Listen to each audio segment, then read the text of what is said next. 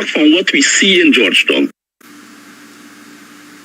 But you eating pies and puddings.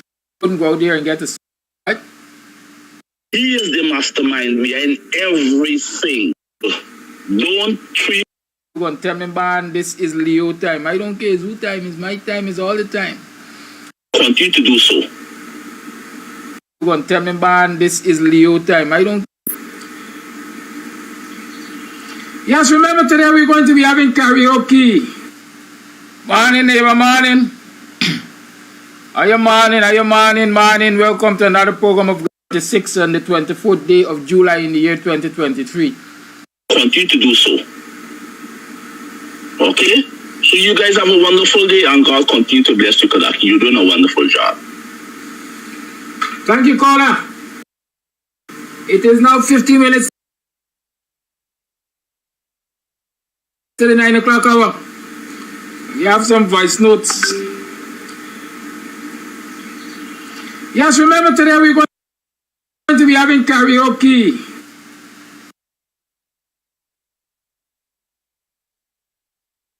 Kams audio son, you burn this swine when I want you shine. The tree of life, them I want you climb, cause them heart no kind. Kams, I say them heart no kind. Buxton Massive, Kidaki, read that. Never joke, never joke, never joke. Oh, money, never, money, never, money, never, money, never, money, money. Now know what you can even money, money, never, money, never, money, money, never, money, money. You can keep, you can even money. When you've been a corrupt in a bills there be money. Now because your money done, you come with conniving money. When you had your pocket full, in a bills there be money. Now because your money done, you hustle for tell me money. Yes, money, never, money, never, money, money, never, money, money. Now know what you conniving money. Neighbor, neighbor, joker. Neighbor, neighbor, joker. Neighbor, neighbor, joker. That's all the money that me work for. A 2 pound note and a guilder piece. A 2 pound note and a guilder piece. A 2 pound note and a guilder piece. This all the money that me work for. I said money, neighbor, money, neighbor, money, money, neighbor, money, money. Now I don't want you can I be money. Oh, Joseph. Well, I invoke the WPA's position that we are engaging in civil disobedience and non-cooperation with the government. And on that grounds, I refuse to participate in the interview. The question in struggle, is not personal. Whatever sacrifice as a political activist or a political leader you have to make for your people, you have to make it. Guyana and Guyanese, at home and abroad. Tune in to Guyanese Morning Time, hosted by Kadaki Amsterdam, where the sun always shines. Guyanese Morning Time, the people calling Guyanese Morning Time. Rhythm, Guyanese Morning Time. Intelligence and knowledge run the front line. We go again, Guyanese Morning Time. The people calling Guyanese Morning Time. Rhythm, Guyanese Morning Time. Intelligence and knowledge run the front line. We go again. We rise up early morning watching Kams Tv, where wisdom and knowledge, yes, it is the key. Exposing corruptions over land and sea, where the wicked politicians they try to trick me. Guyana is a land for everybody. With 6 races should live in harmony.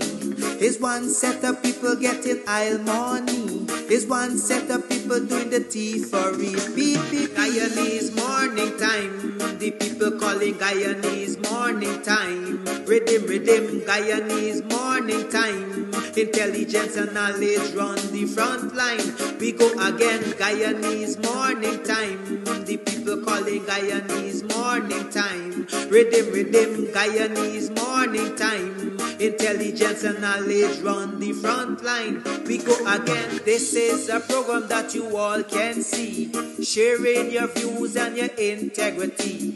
Like it, comment and share it all around. Pass it to your neighbor, safe and sound. A sad situation going on in this town. The voice of the people is getting trampled down. Out of the mouths of babes and sucklings, which has ordained me to sing. I sing Guyanese morning time. The people calling Guyanese morning time. Rhythm, Guyanese morning time. Intelligence and knowledge run the front line. We go again, Guyanese morning time. The people calling Guyanese morning time. Rhythm, Guyanese morning time. Intelligence and knowledge run the front line. We go again, fooling the people. You're promoting evil. Stop lying to the people. You are a part of the cycle. Stop fooling people. You're promoting evil. Stop lying to the people. You are a part of the cycle. I say Guyanese morning time. The people calling Guyanese morning time. Rhythm, Guyanese morning time. Intelligence and knowledge run the front line. We go again, Guyanese morning time. The people calling Guyanese morning time. Rhythm, Guyanese morning time. Intelligence and knowledge run the front line. We go again. They got Rickford, Bork and Mark Benchcop. David Hines and Kadaki Amsterdam. Sherrod Duncan, Nigel London. Normal Brown and Gavin Matthews. Big up Paslow, Port People Governor.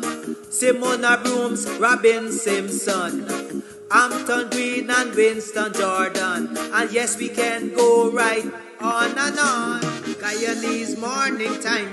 The people calling Guyanese morning time. Rhythm, Guyanese morning time. Intelligence and knowledge run the front line. We go again, Guyanese morning time. The people calling Guyanese morning time. Rhythm, Guyanese morning time. Intelligence and knowledge run the front line. We go again.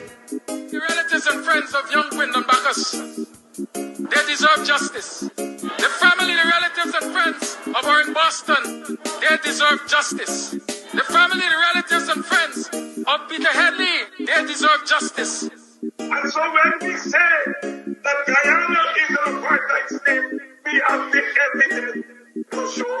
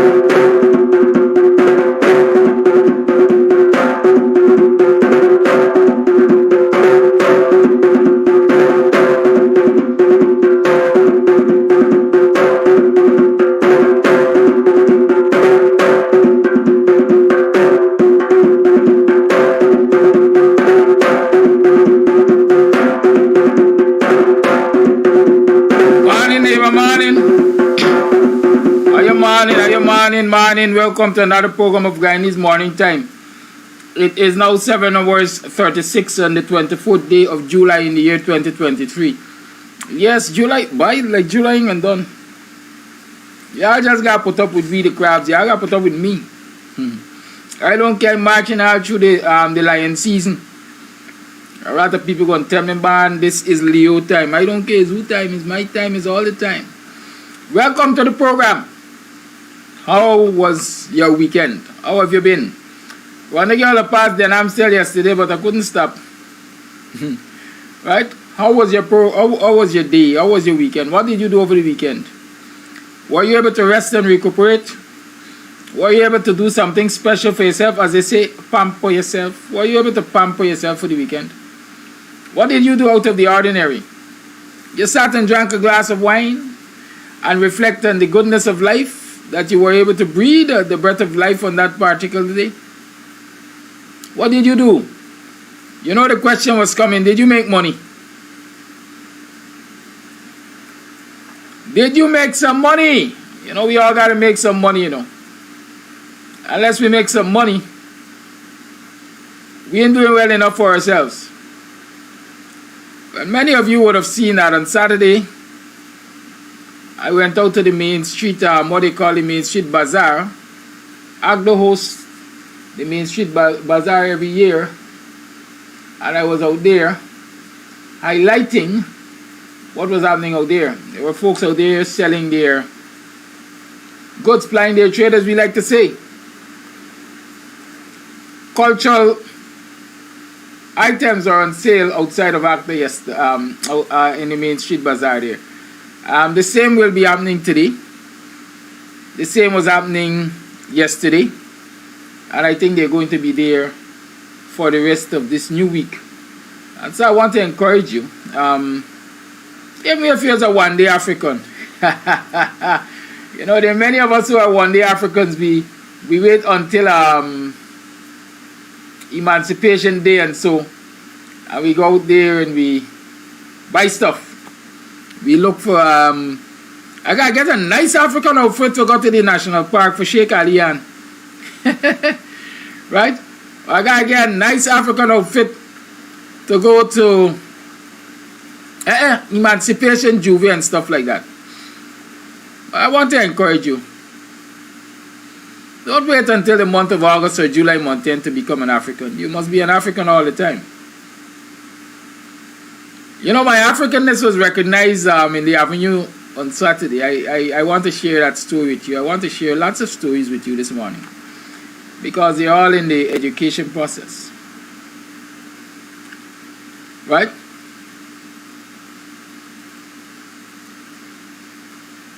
The way I was attired, right? Dressed. The way I was dressed Saturday when I went to the Avenue. There were 3 Africans from the motherland, Nigeria to be specific, sitting in the Avenue. And as I passed, one of them looked at me and he asked, "Are you an African, brother? Are you an African?" So I stopped because I was, what should I say, stunned by the question, "Are you an African?" And one of the 3 turned to the others and said, "But every black man is an African. Every black man is an African." And the one who asked the question said, "Yes, I know every black man is an African, but brother, are you from the motherland? Are you African from the motherland?" And I'm listening to them, they're asking me, and all I'm doing is smiling because I want to know where this is going. And he said, the way you dress, you look like you're from the motherland. You're one of us. You, right? I smiled and I went my merry way without even responding to the interrogation. But why am I saying that? Every time I choose to dress and walk around the city, in what I consider regular clothing for me, somebody gets fixated.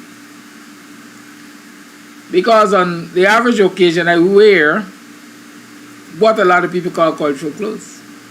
I wear my African garbs. we have to practice that more. We have to do that more. We have to wear our clothing and display our cultural identity more consistently, and so that people will come to respect it. Now people watch you and say, it's 1st of August coming up. Look at all of them in the avenue looking for clothes. Some of them buying what they didn't even know the significance of. Right? You have to do better as a people. So I want to encourage you. There are lots of authentic African clothing and other cultural items on sale in the avenue there outside of Courts and the rest of Main Street. Go there and get some. And quite frankly, I find them very affordable this year. Because in previous years, right? In previous years, some of the things I see out there going at, the prices they're going at currently, were quite expensive. Years ago, I couldn't go out there and get a suit, a dashiki suit, for anything less than $25,000, $30,000, $40,000. Now you can go out there and get them for $12,000, like half price, right? So go out there and get some cultural clothing. Promote your identity, promote your culture, promote your homeland. Other people are promoting their homeland. Ravi Dev is encouraging the whole of India to come. Well, not the whole of India. The entire Hindu population of India to come and dominate Guyana. Right? You might be surprised to know how uplifting it is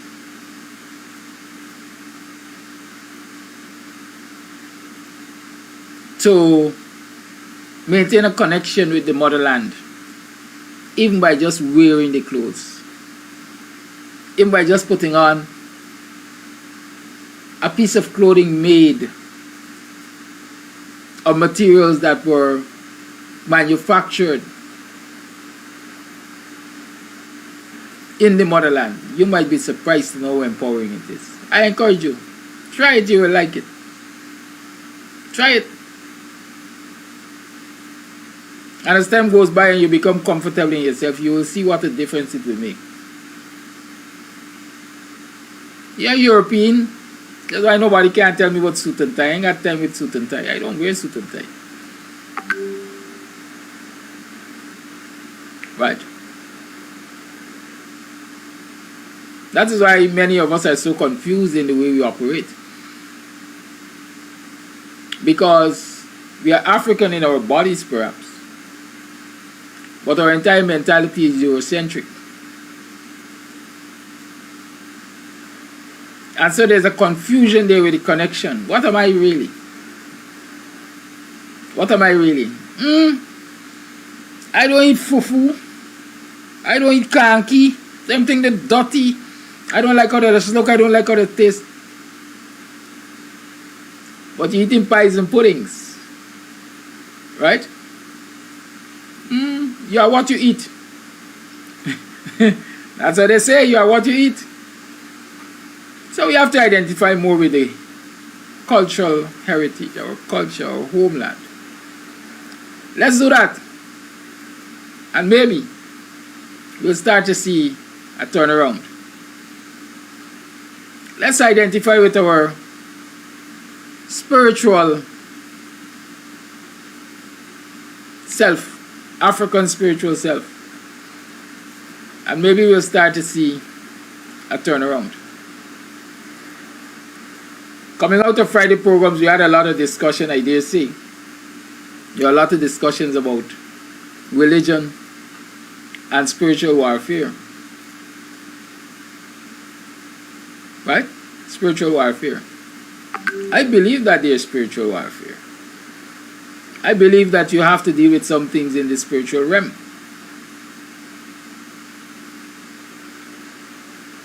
And until and unless we get back to what I call the future. No, this morning's program is Back to the Future. we are going to continue to suffer a lot of blows. We are going to continue to suffer a lot of blows. Why am I talking and then no one talking about the future? Back to the future.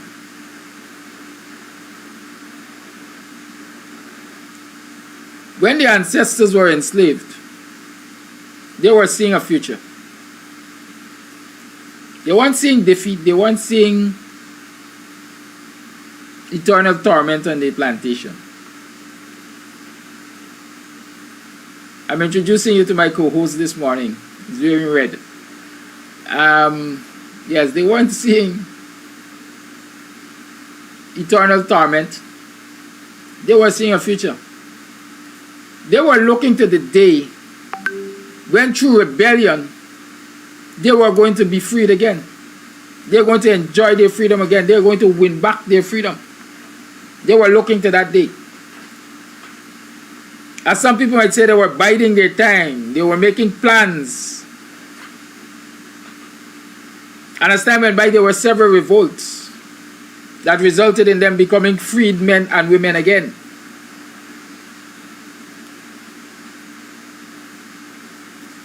And immediately they got into partnerships with each other.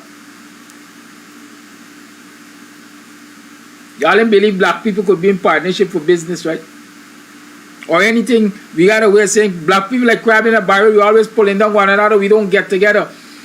But the ancestors got into partnership with each other immediately. In fact, perhaps they were even in partnership on the plantations while they were plotting to win their freedom. But once they got off of the plantations, immediately they got into partnership and they pooled their resources. Corporativism. They became corporators. They became partners. They pooled their resources and they bought villages. They bought plantations.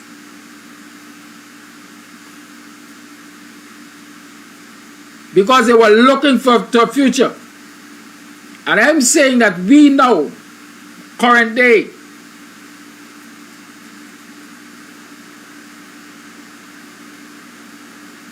offspring, next generation, whatever you want to call it, of those ancestors must go back to their future. Sometimes as we say, you gotta go back to the drawing book and come forward.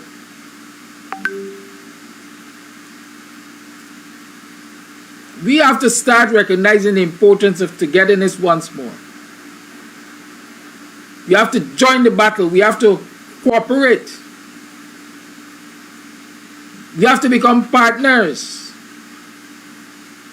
Not everybody can become a financial partner. But all of us got lifeblood. And all of us got energies.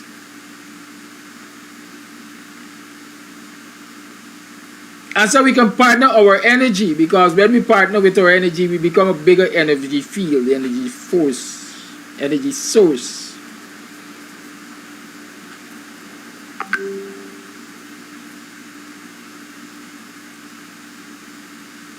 And so while many of us are right now contemplating defeat, past defeat, present defeat, and future defeat, we can turn that around by going back to the ancestral future. What did they do? They sat and they made plans. And they worked those plans. And once they got off of the plantations, they joined their resources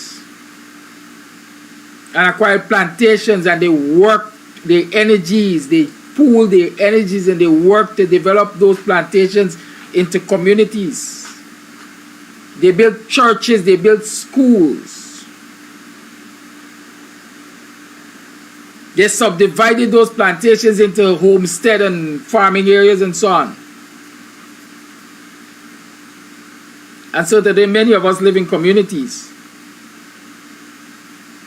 that are ancestral communities. But despite the fact that that is a legacy of the ancestors, we, the now generation, can't adapt from them and pool our energies together to even clean a street in our neighborhood.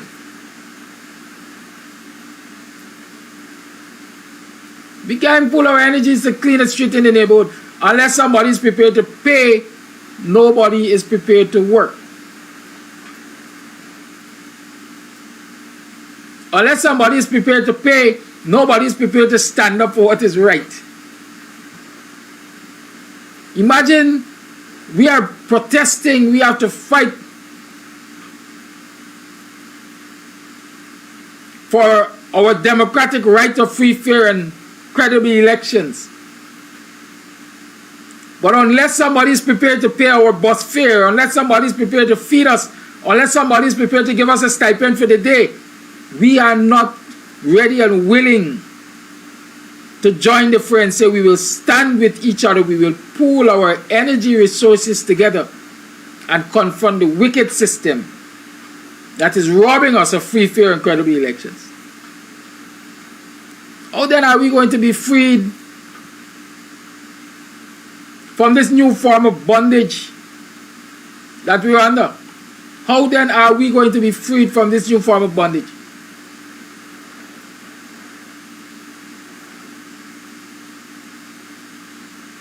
My encouragement this morning, brothers and sisters, we have to go back to the drawing board. We have to adapt the attitudes of the ancestors. It was Nana Colley who said, I hope I remember the history correctly, we ain't gonna get no taxation without representation. The governor will not be allowed to pass here, Buxton Friendship, without engaging us on these issues of concern. And the women stood with her. And they went out to the railway line. And they stood on the railway line. And the governor's train was forced to stop. Don't tell me our ancestors bought villages. They didn't. They bought plantations, Marilyn Lorimer. Plantations they bought. Buxton was plantation original, sir. I can tell you that. I think Victoria was plantation Clonbrook. Hold me to the gallows if I don't remember the names correctly, but I know for a fact they bought plantations.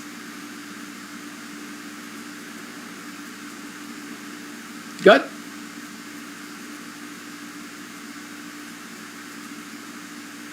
We need to recognize what is in our own best interest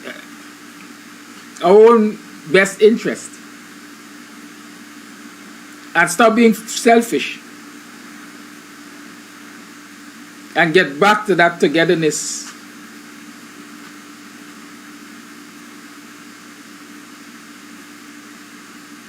That will benefit us as a people. I want to point out something to y'all. Y'all see a sport in a red jersey?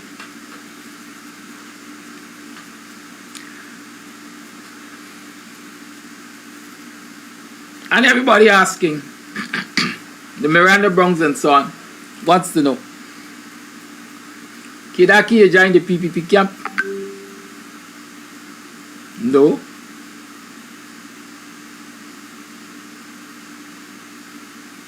But it gives them hope. It would appear as though it gives them hope. Miranda say everything doesn't have to be verbal communication, you have to read between the lines. But y'all tell me what y'all reading. Because all I'm thinking is our Afro-Guyanese communities, our African people, do not have to be divided by the color t-shirt they wear.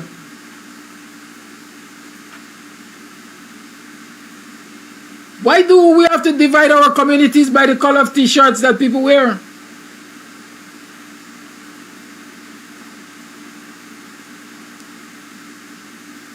Why do we necessarily have to make the brother who wears a PPP t-shirt the enemy of a brother who wears a PNC or coalition t-shirt, or the sister? Why do we?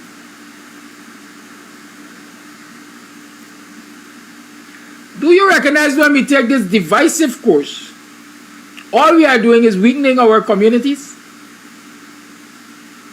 Because when it comes to matters of community interest, we no longer Buxtonians, we no longer Baronians, we no longer are Victorians Koreans, as we say in Hans Grove, we no longer are one people in one community with one focus. We are divided into who is wearing a red shirt and who is wearing a blue shirt and who is wearing a green shirt. But the issue is an issue that affects the community. And so this morning I want to say to my brothers and my sisters who are wearing red shirt and with PPP logo on them, you have a right to choose your political party for whatever reason. But what must come first is your community. What must come first is your community. Your ancestral legacy. That is what must come first. So I'm a Buxtonian, first and foremost. I'm Coalition and PNC and WPA and APNU and AFC after being a Buxtonian.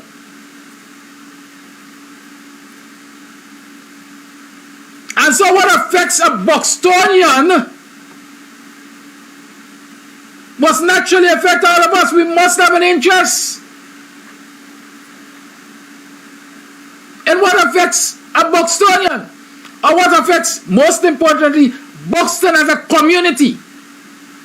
So when the roads in Buxton are in the state they are in, deplorable as they are, and a man who wears a green t-shirt or a woman who wears a green t-shirt and says, Buxtonians, let us go there and protest for better roads, even the man who wears a red t-shirt must join it. Because at the end of the day, the road is a community matter, is a matter of interest to the community.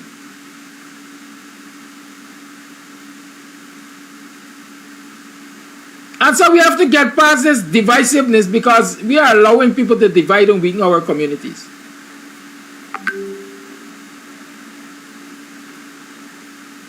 I am calling on the black people in the PPP to recognize that they have common interests with the black people in the opposition. And that common interest is to defend the legacy of the ancestors.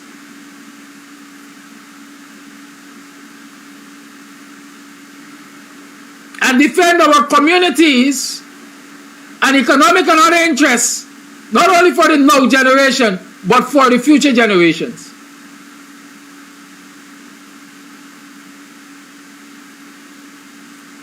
We don't have to bite off and cut off each other's head for supporting a political party.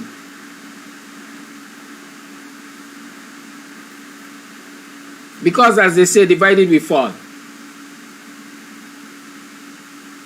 Together we stand.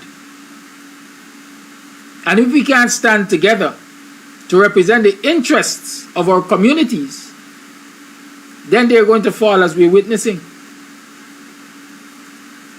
They are certainly going to fall.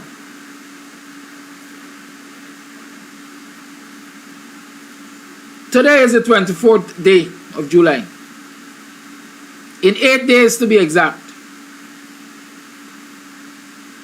is going to be Emancipation Day, August 1st. In 9 days, we'll be looking at the anniversary of what I personally consider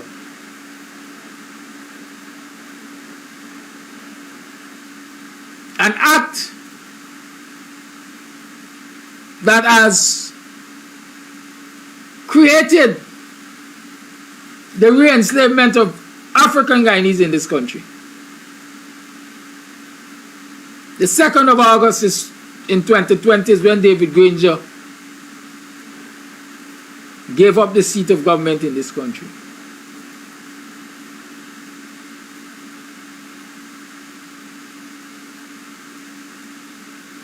The 2nd of August, I will never forget that day.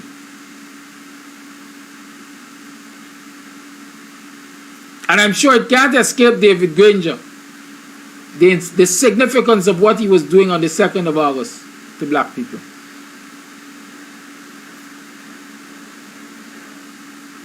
Allow them to celebrate emancipation on the 1st of August. And on the 2nd of August, open up the gates. Open up the gates for the oppressors to take control of the reins of power and oppress them. That date will always be significant in my mind.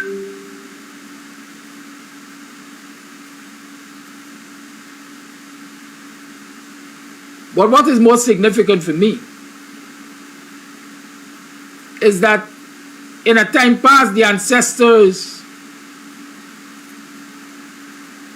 were forced into slavery, but they fought their way out. They didn't negotiating, they didn't bargaining, they didn't selling nothing.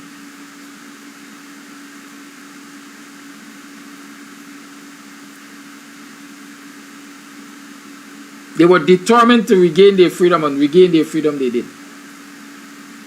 Where do we stand?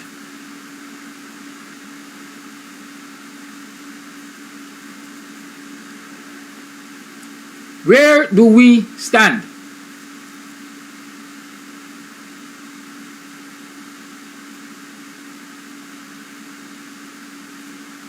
Huh? Where do we stand? Are we willing to fight to regain our freedom?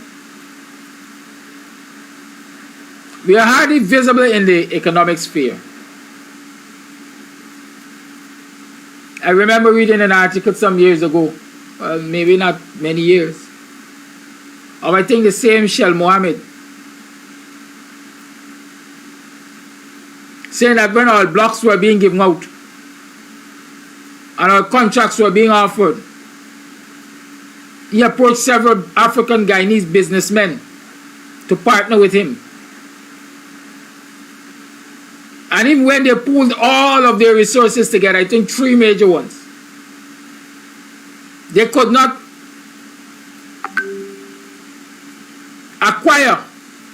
accumulate enough money to partake in the oil industry.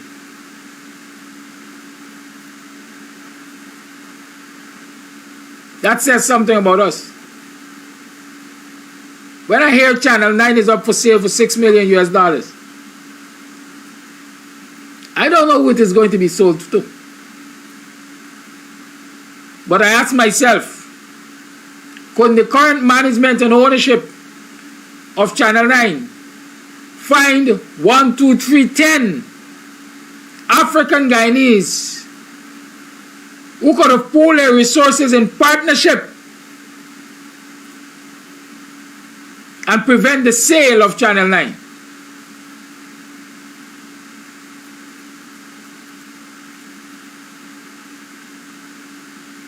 I'm still watching to see how that unfolds.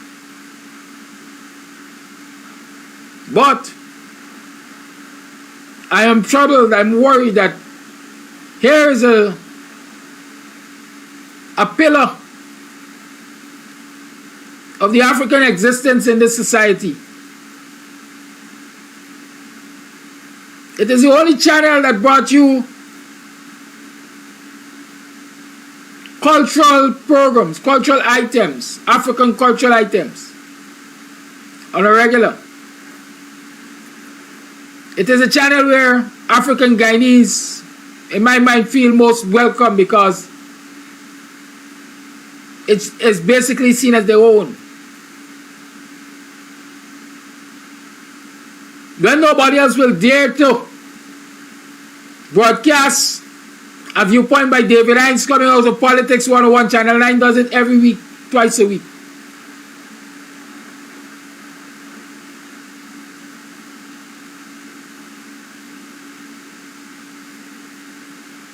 African Guyanese critics of the government get their say on Channel 9. But Channel 9 is in crisis now. And it would appear as though African Guyanese don't see the importance of gathering their nickels and dimes and running to the rescue of Channel 9.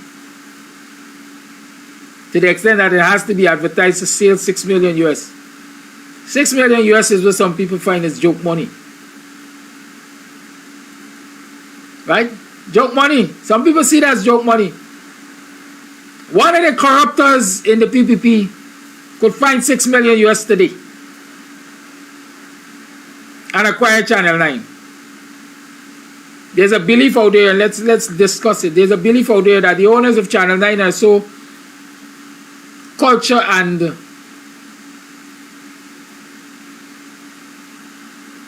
let me call it race conscious, that they will try their best not to sell the entity outside of the race. In other words, they will try their best not to sell the entity to anybody other than somebody who's black.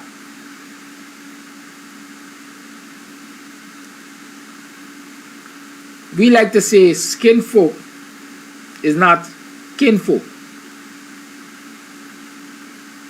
And so the person who approaches to buy Channel 9 might look like us, might talk like us, might put glorious proposals on the table before the current owners. This is what I intend to do with these assets, to further the cause of black people. But somewhere behind that person is a puppeteer with a long string of money, pulling their strings so that they can acquire Channel 9 on their behalf. In other words, we gotta look for the front man of the oppressors stepping forward to buy Channel 9. We have to be very careful with that. And that is why I'm of the firm belief that those known and tested among us should have been spearheading the effort to save Channel 9. Where are our cooperative spirits? Where are our cooperative energies? Where is the togetherness when we need it most?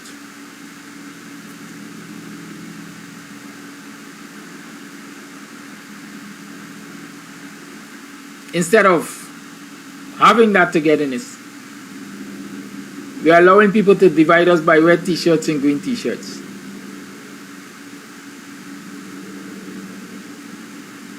I must admit I look damn good in red. But I know there is no place in the PPP for me.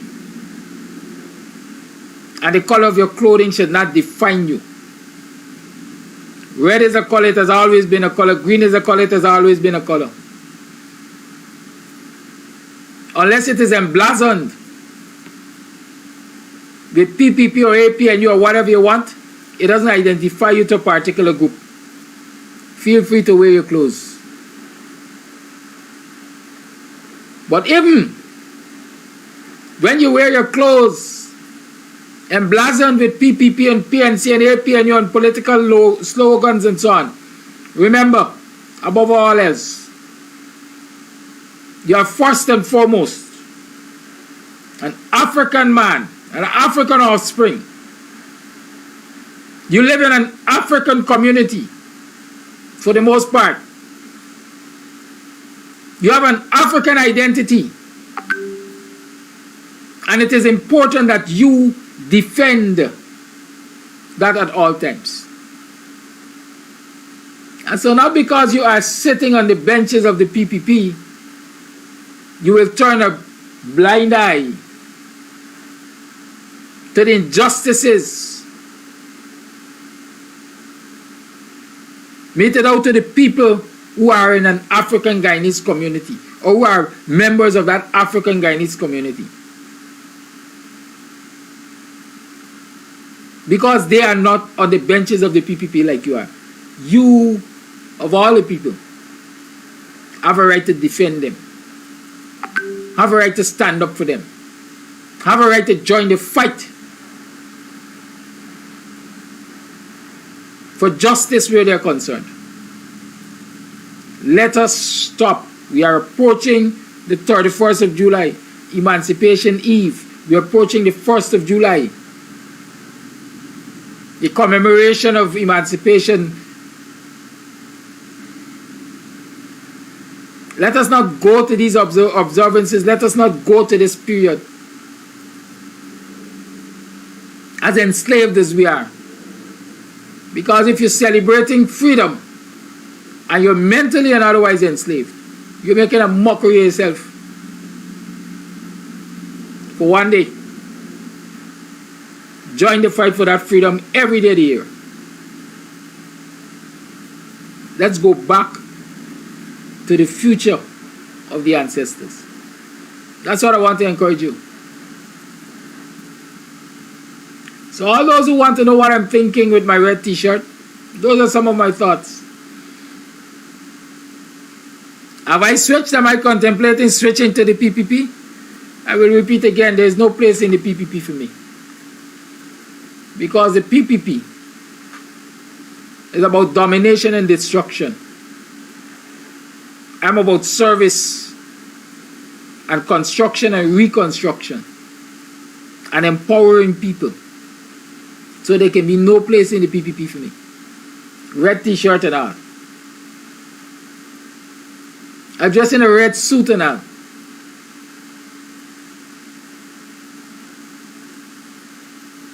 Some of you have to learn to see past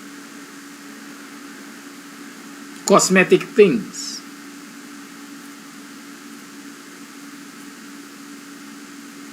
See past cosmetic things. Get to the root of the matter.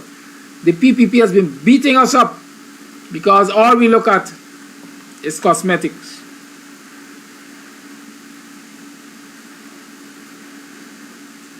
That's what we look at, cosmetics.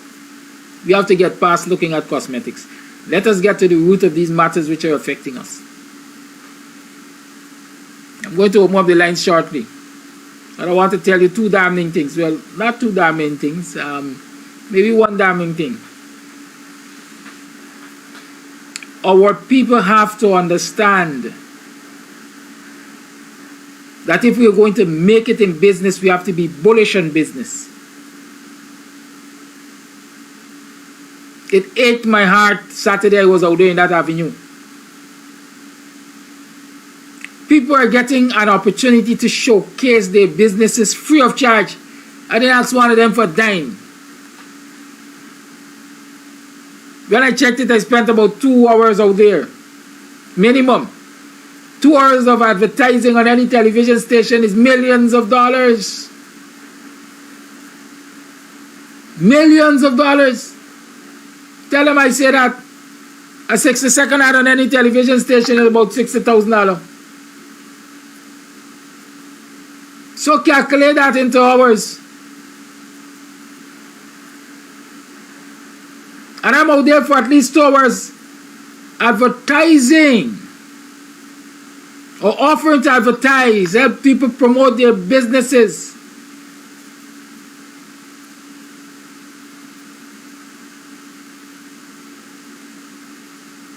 And people are running from a camera.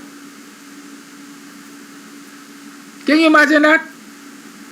Black people running from a camera held by a black brother, encouraging them to tell the world about their business. Do you know the amount of growth you can get from telling people about your business? Name, location, contact information. But black people running from that. Something is woefully wrong with us. You can't be shamefaced in doing business. You're going to watch your sale walk past you and you're going to envy the other brother.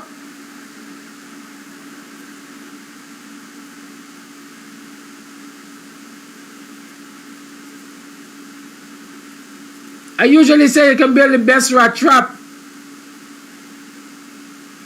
I usually repeat it.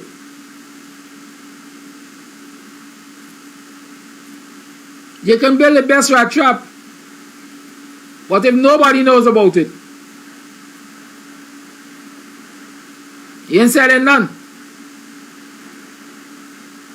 Just the other day I was saying on this program, we were saying on this program, there are no major traders of African clothing, garments, prints, whatever, original from the African continent in this country.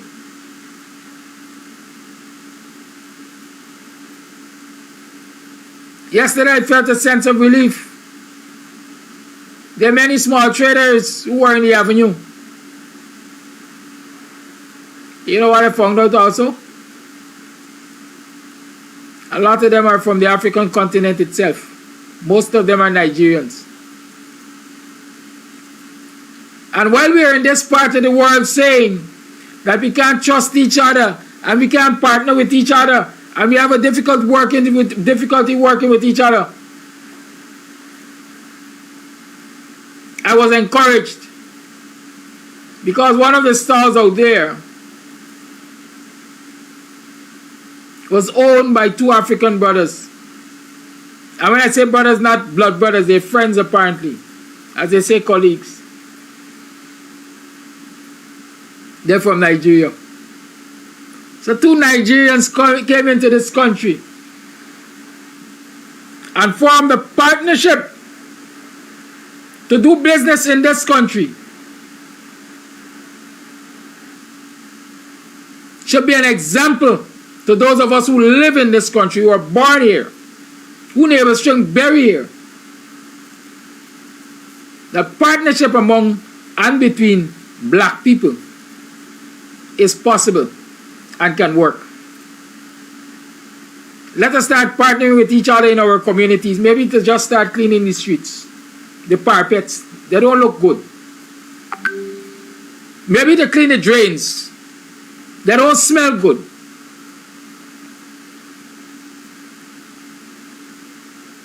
Maybe to campaign for better infrastructure,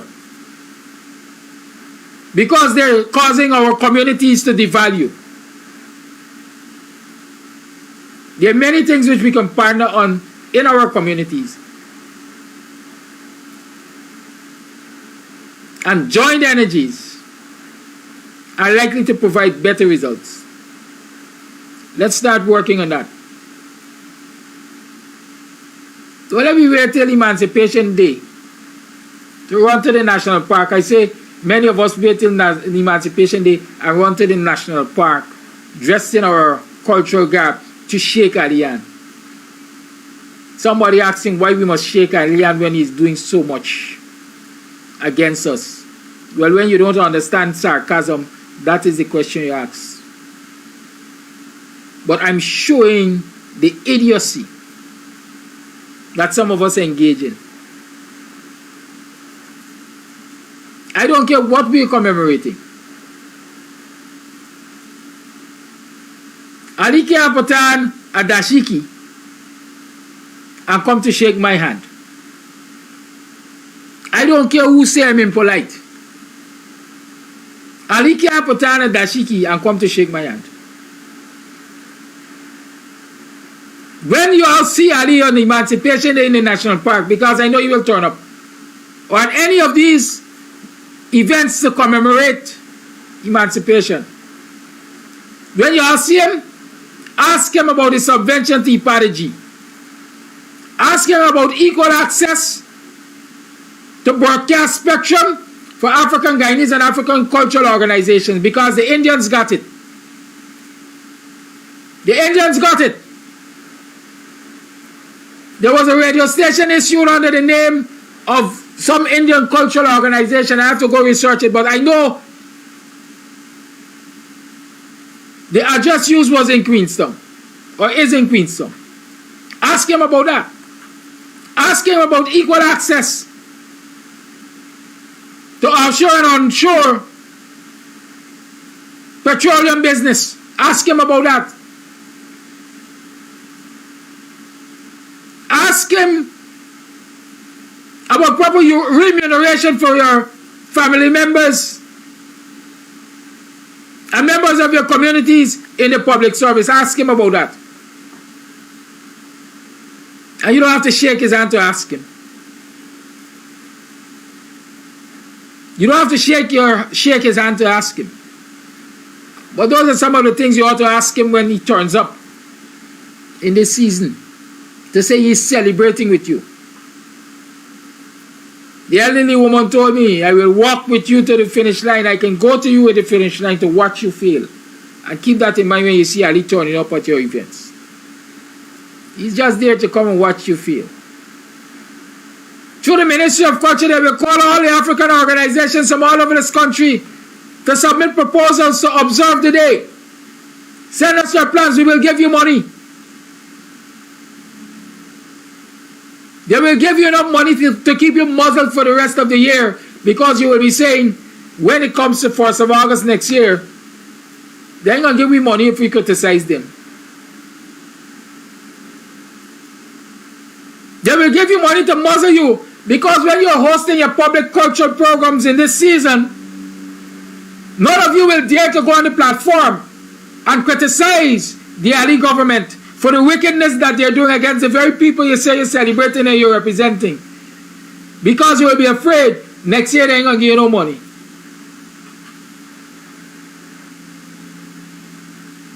In short, you are muzzled by your oppressors. You are in a new form of slavery. Why? Because you can't see the importance of from January, or as a matter of fact from August last year to July of this year, you can't see the importance of working every single day to raise funds to ensure that you can independently finance your observations, your observances, your commemorations. You can independently finance them. You don't see the importance of partnering with African Guyanese businesses. African Guyanese businesses don't see the importance of partnering with African Guyanese communities and leaders, so that you can establish a base on which you can generate enough finances to do what you want to do, when you want to do it, to empower your people.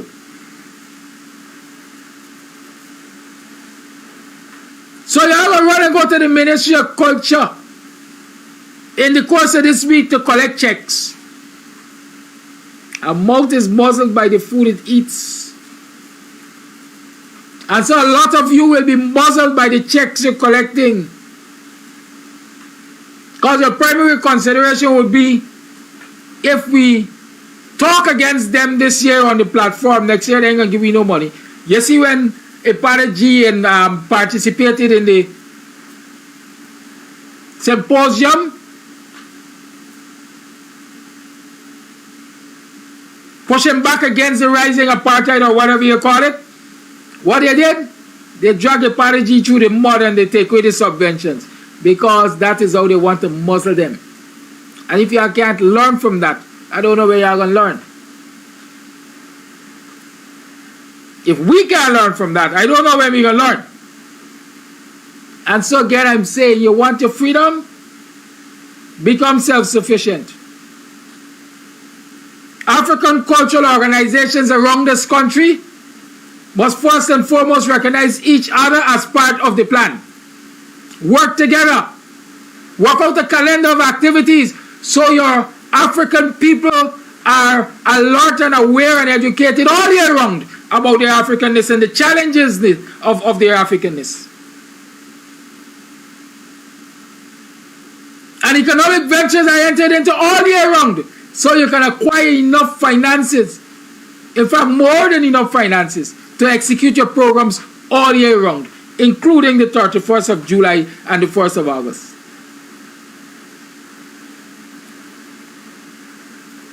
Let us stop this nonsense. Let us stop it. We are not beggars. Our ancestors weren't beggars.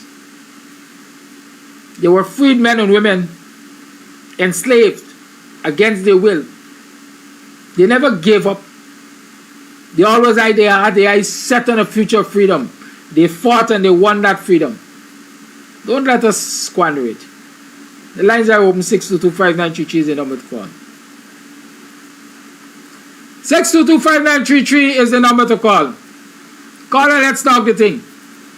I know it ain't the best thing that some people want to talk about. Some people prefer to say we are Guyanese.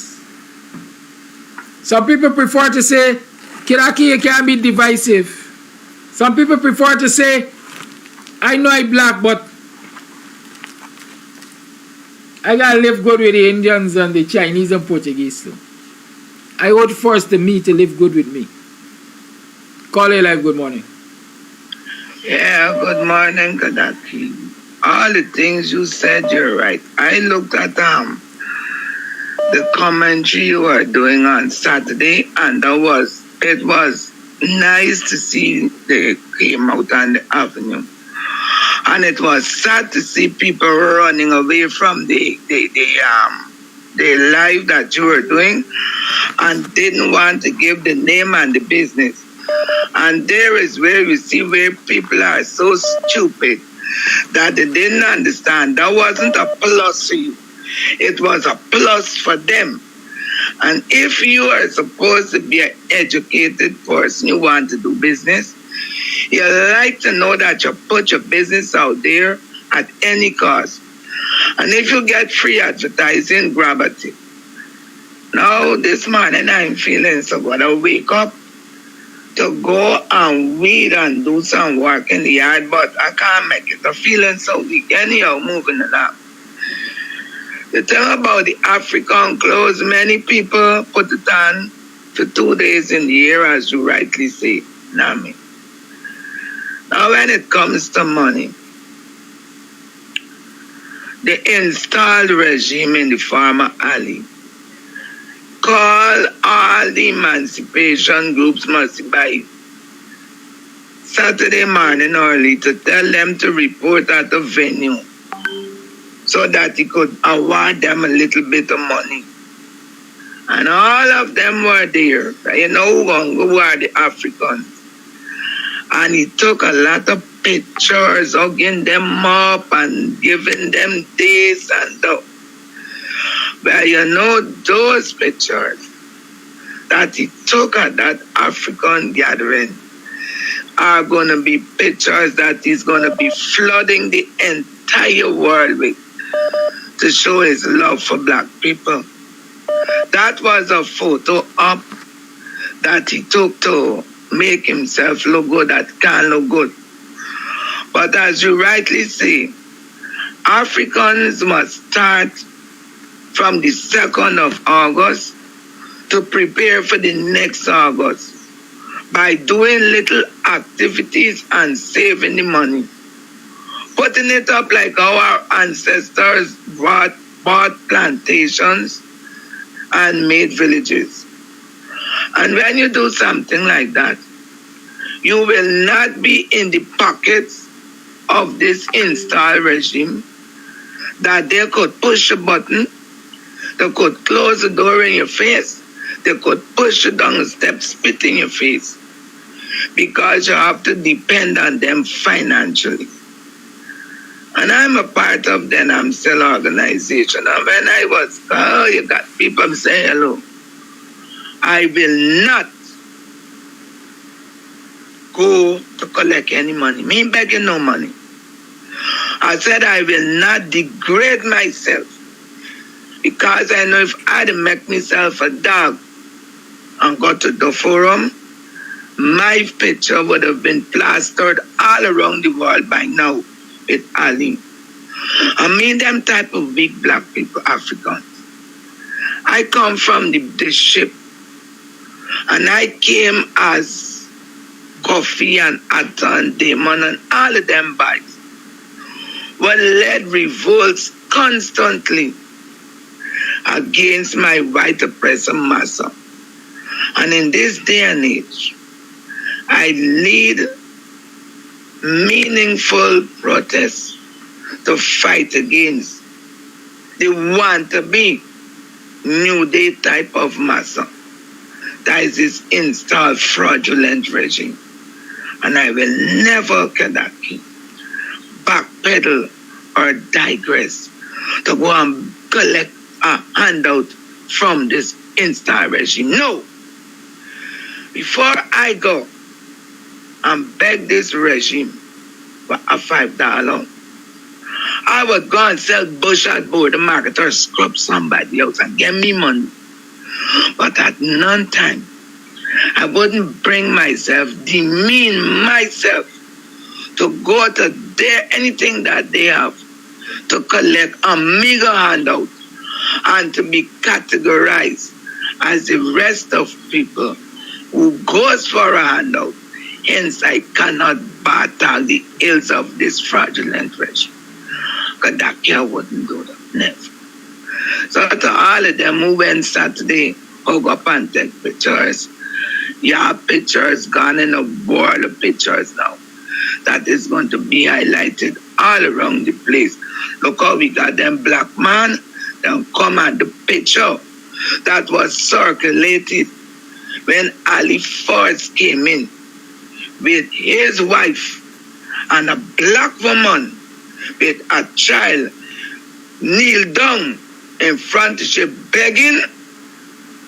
These African, these black people are making that picture a true reality.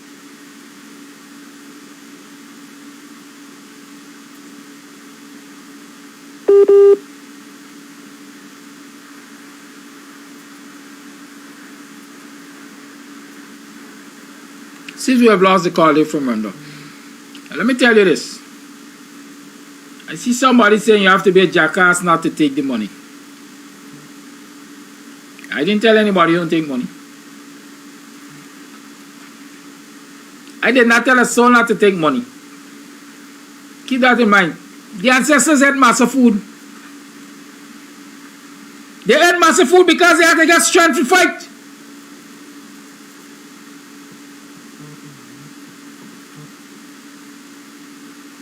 Call all the line.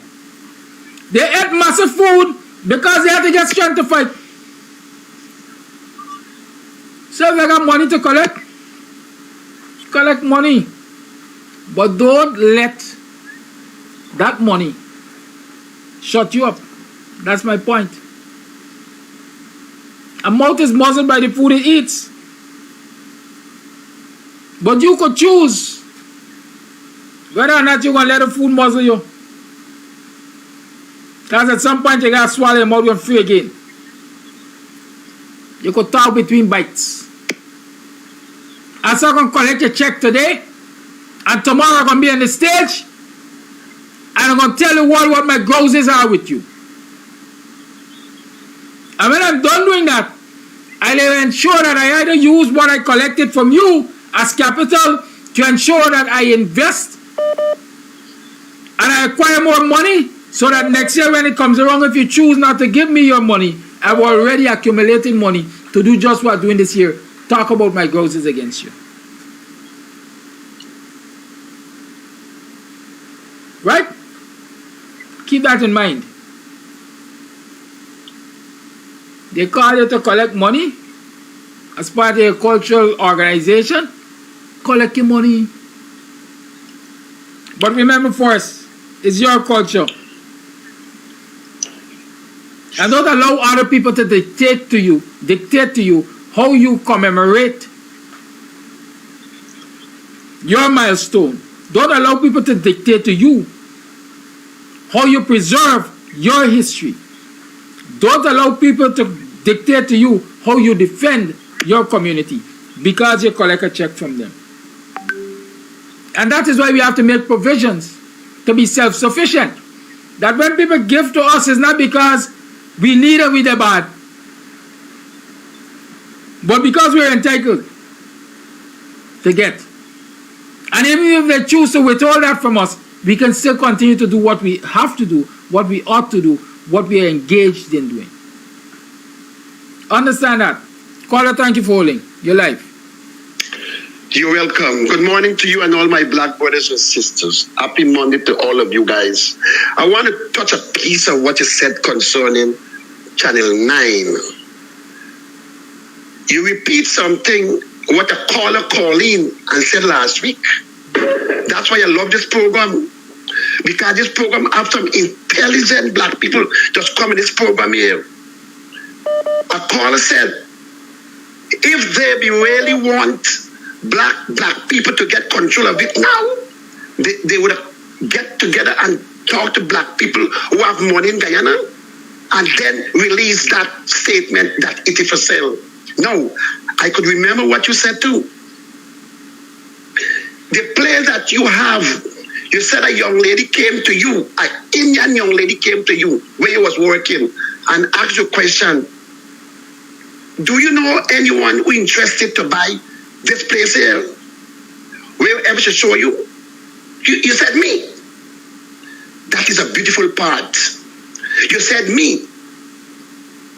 That's why you have that place today. If you could read to the line, what France Garden get it?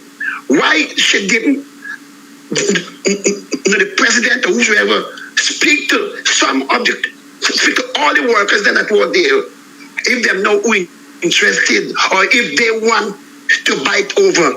You see, in this life here, we black people is to blame. But anyway, let me move on.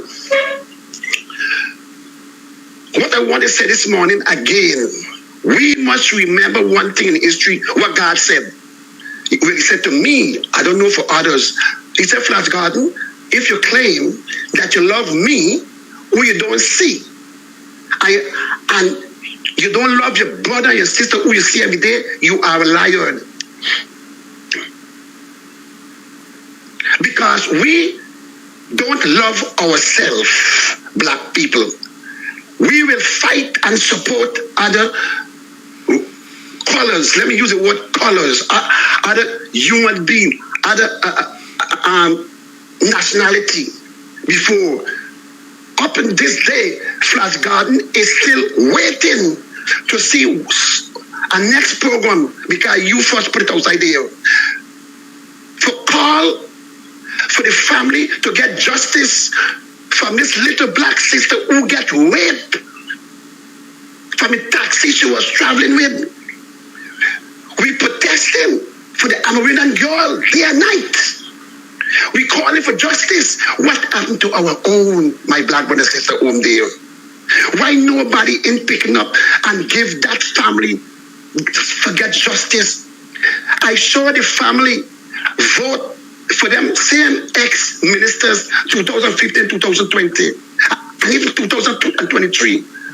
What's wrong with us? Why we don't love these words, unity and support? What is wrong? It is free. You don't have to demonstrate it. Up and now, nobody. I'm calling by Mr. David too. Begin to talk about this on your program if it's 1 day a week. We got to get justice for this girl in Buxton. I believe she's from Buxton. Mr. Paul Slow, I need you to assist, reach out and assist these people them in Buxton to get justice. The daddy got raped too, just like that. But she did not wait 4 months and 6 months. She walked to the station, the right place, and made that report. And because of the harassment and his treatment, due to black, she had to take her life. But that wouldn't be the end of it. Don't condemn her because she take her life. Condemn her, she backwards gets on. And as a young person, she could not imagine that she own black brother and sister turn against her like if she is one committed crime. Mr. David said one thing. You say, if you have to stand alone for fight for your black brother and sister, you will do it. And Flash Garden, if you Flash Garden have to stand alone to fight for this black sister will get raped too, I will do it. And you said too, WPA would not sacrifice his black brother and sister for no crossover vote, but if them come, thank God. We will accept and we respect them. We black people, are you doing for crossover vote? Are you leaving this black sister problem and taking care of the... There's nothing wrong for taking care of the women, but you got to take care of the black sister too. Everybody calling in. Nobody mentioning but this thing is. But Flash Garden will keep mentioning it until Mr. Amsterdam said, Flash Garden, don't call in on my program and talk about this rape case. I respect him for that because it's his program. We call it out to that lawyer, that young lawyer who represent our Asian brother, yes. But he cries on national TV. Why you cannot cry and reach out to this family in Boston with that young sister that get weight. Come on now, black people in Guyana. Come on. Pastor Williams, I see you breaking news. You said this word. Oh, by the way, Barnum gave me my scholarship to go and study law. Oh my God, you can't do something back for black sister, for black family. That wasn't Barnum money send you there. It's flat God. Morning, neighbor. Morning, neighbor, morning. Welcome to another program of Guyanese Morning Time. It is 7 hours 30 on the 25th day of July in the year 2023. Yes, July is quickly wrapping up. And July is a month when I'm sure it would have happened several months prior to July, but I'm sure July is a month when the ancestors were extremely anxious, knowing that in a matter of days they were going to regain their freedoms, which they were fighting for, which was forced freedoms which were forced taken from them against their will through their enslavement. And through consistency and resistance and, diligence, that time came when they could sense victory again. And so the announcement was made, the pronouncement, the declaration, whatever was made by the monarchy, that hey, these enslaved Africans are going to be freed.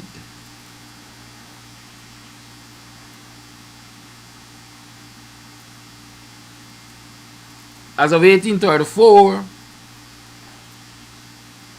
they have to serve a period of apprenticeship, 4 years, and so on and so forth.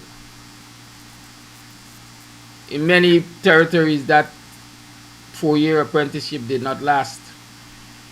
They were cut short because, like the PPP, the plantation owners were trying to get every ounce of blood out of the black people, out of the enslaved Africans, before they regain their freedom, and so become bargaining units with which the plantocrats had to contend. So before we get to the phase of them being bargaining units, let us ensure we get every ounce of sweat, blood, and tears out of them. Let us ensure that we increase the growth of our economy. And so they were worked hard or harder. They were mistreated. Many of the plantocrats went against the agreements made with the colonial powers, and so on and so forth. But at the end of the day, apprenticeship came to an end, whether truncated or otherwise. And 1st of August 1838, our people walked off of that plantation, freed men and women.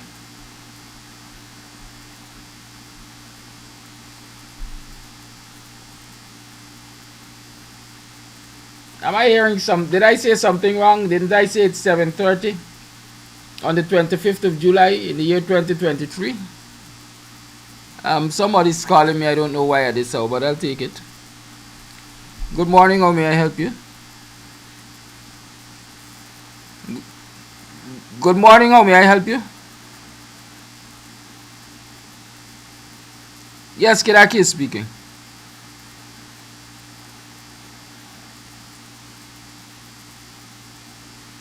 The calling time would be about 8:15. That calling segment was from yesterday. Yes.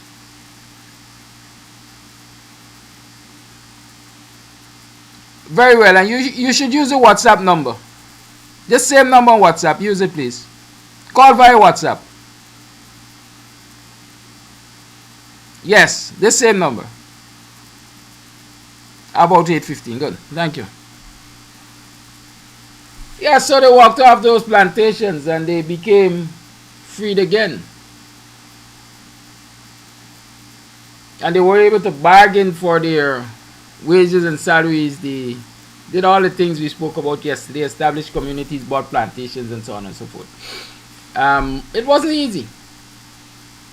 And so, like children promised a trip to the fun park, I'm sure they would have been very, very anxious around times like these. We're going to have the 1st of August by. We're going to get this thing over. Right? We're going to have around the 1st of August. You know what is anticipation?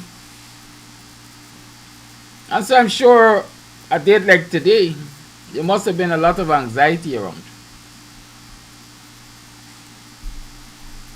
How anxious are we about regaining our freedoms and maintaining it? Good morning, welcome to another program of Guyanese Morning Time. It is now 7 hours 36 on the 25th day of July in the year 2023. How are you? How was your yesterday? How have you been? How did you pass your last night? Were you able to rest and recuperate? Are you smiling this morning? You have pleasant memories? You had good dreams during the night? What were you able to achieve yesterday?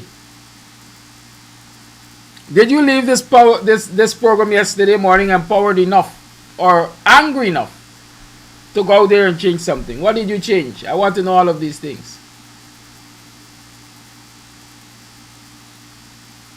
I'm constantly working on myself. I want to be a better version of me. I want to have a better community.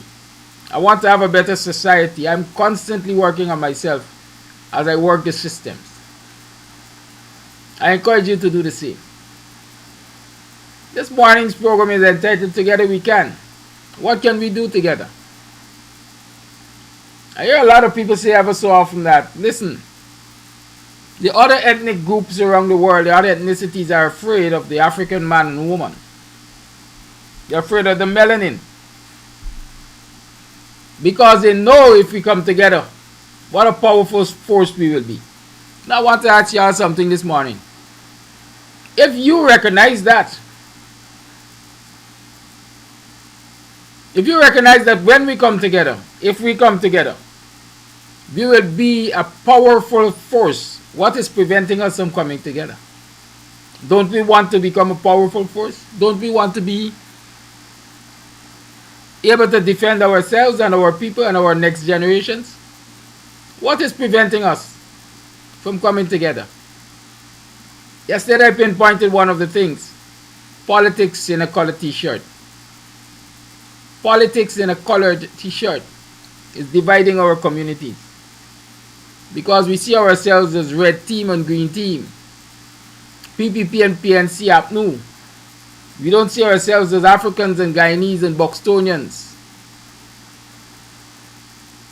And Melonians and Victorians. Right? We have to learn to see ourselves first.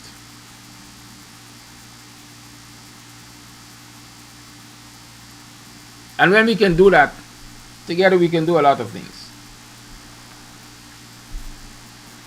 But what do you think we need to do in this era to save ourselves? What do we need to do to save ourselves? To save our current and next generation? To empower us?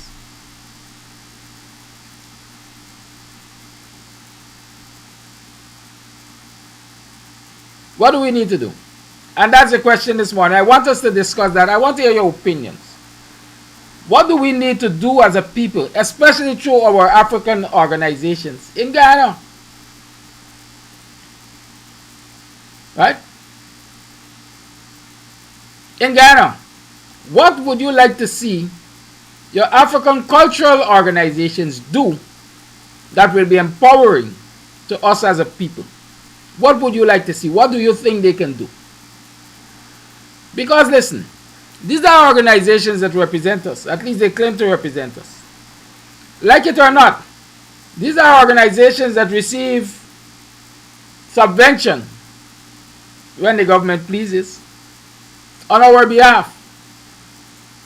These are organizations which claim to speak on our behalf. What instructions do we have for them in this particular period of challenge? Do you believe these organizations have an important role to play in the politics of this country, in awakening African Guyanese to the politics of this country and the importance of participating in the politics of this country? Are you satisfied that these organizations are doing enough to politically educate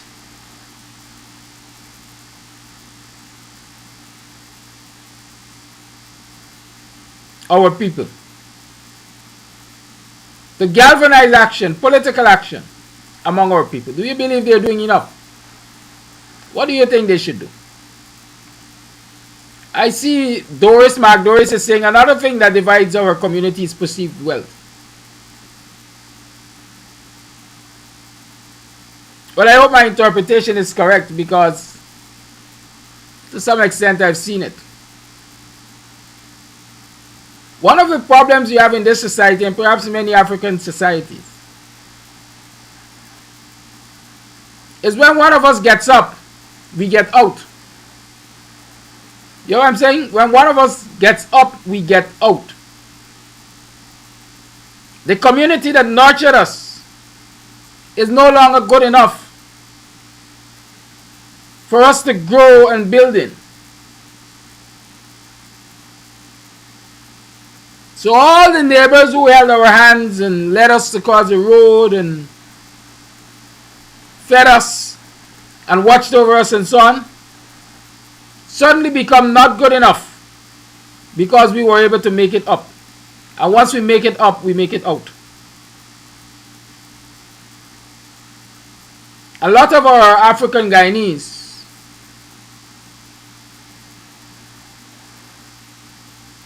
brothers and sisters who have been able to acquire wealth by some way or other usually don't stay in the communities where they were when they acquired that wealth. They move out to, in many instances, Indo-Guyanese communities, gated communities, as to perhaps get away from the people they know. Many of them leave their communities, leave their people, and go and form unions and partnerships with Indo-Guyanese and other ethnicities. I can name you many, even from the Buxton community. Buxton, where you believe that a lot of people are on the heights and they are conscious Africans. A lot of them I've seen fell by the wayside because they made it up. They move out and they go and live in Indo-Guyanese communities with Indo-Guyanese wives. The black sisters who, when they were down and out, they're in many instances abused, are not even good enough anymore for that abuse. And so Mark Doris is not wrong when he said perceived wealth. The other thing in these communities when it comes to perceived wealth, when the people you grow around, and it's a wheel and a wheel, I like to say. When you make it up, those who you grew among and roamed among and walked around with, as we like to say, with no BT shirts, swim the trenches and the gutters. Many treat you as though you had no right making it out and making it up. And so when you make it up, it becomes a challenge in dealing with them. Because as people would say, envy and bad mind comes into play. These might sound like petty issues being discussed, but they're not petty issues. They are things that we have to address as a people if we are going to unite and be strong. And so I understand where you're coming from, Mark. But the question is, how do we counter this? How do we fix this? How do we break down these barriers so that we can truly unite as a people for ourselves, for our community, for our country? How do we? What roles the African cultural organizations have? And I'm focusing on these particular areas this week in particular because in a few days we're at August 1st, Emancipation Day, Freedom Day. But how free will we be then? How different will be the attitude of our leaders to the issues that concern us? And so I'm asking you this morning, what do you believe they should be doing to change the fortunes of the African Guyanese as a community? What do you think they should be doing? Right? That's what I'm asking. And I'm only asking it as an humble African.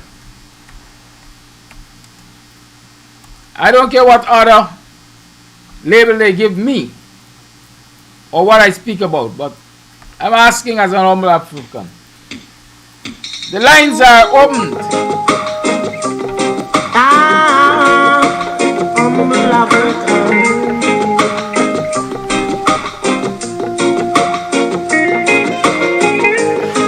I'm on this land, I trouble no one. My desire is to make no problem with no one. None interference, none political. No matter what you do, I see I'm blind and hear and deaf. I'm an humble African. Passing through Babylon, I'm an humble African. Trouble no one, say I'm an humble African. Some said I'm a Rastaman, I'm an humble African.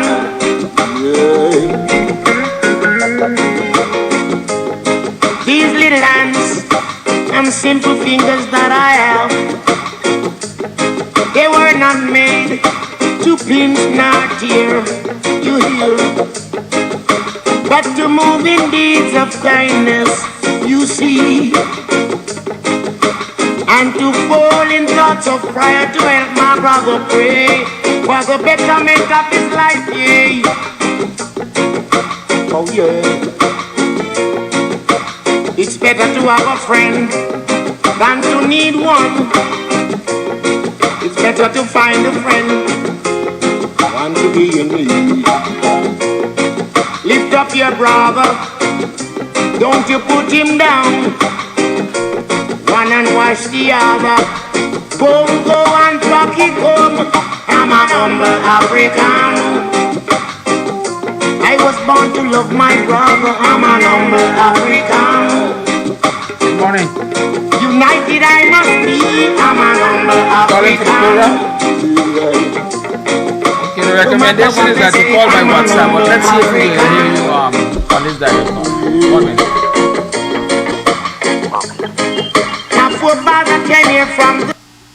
Go ahead, caller. Let's see if we will hear you clearly.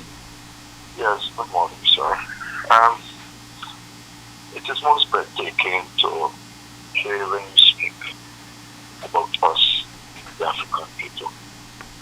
You know, I'm asking myself if what you're saying to us, it don't get into our heads to understand or try to understand what you actually say. What is expected of us? Now, the only thing I could come to is,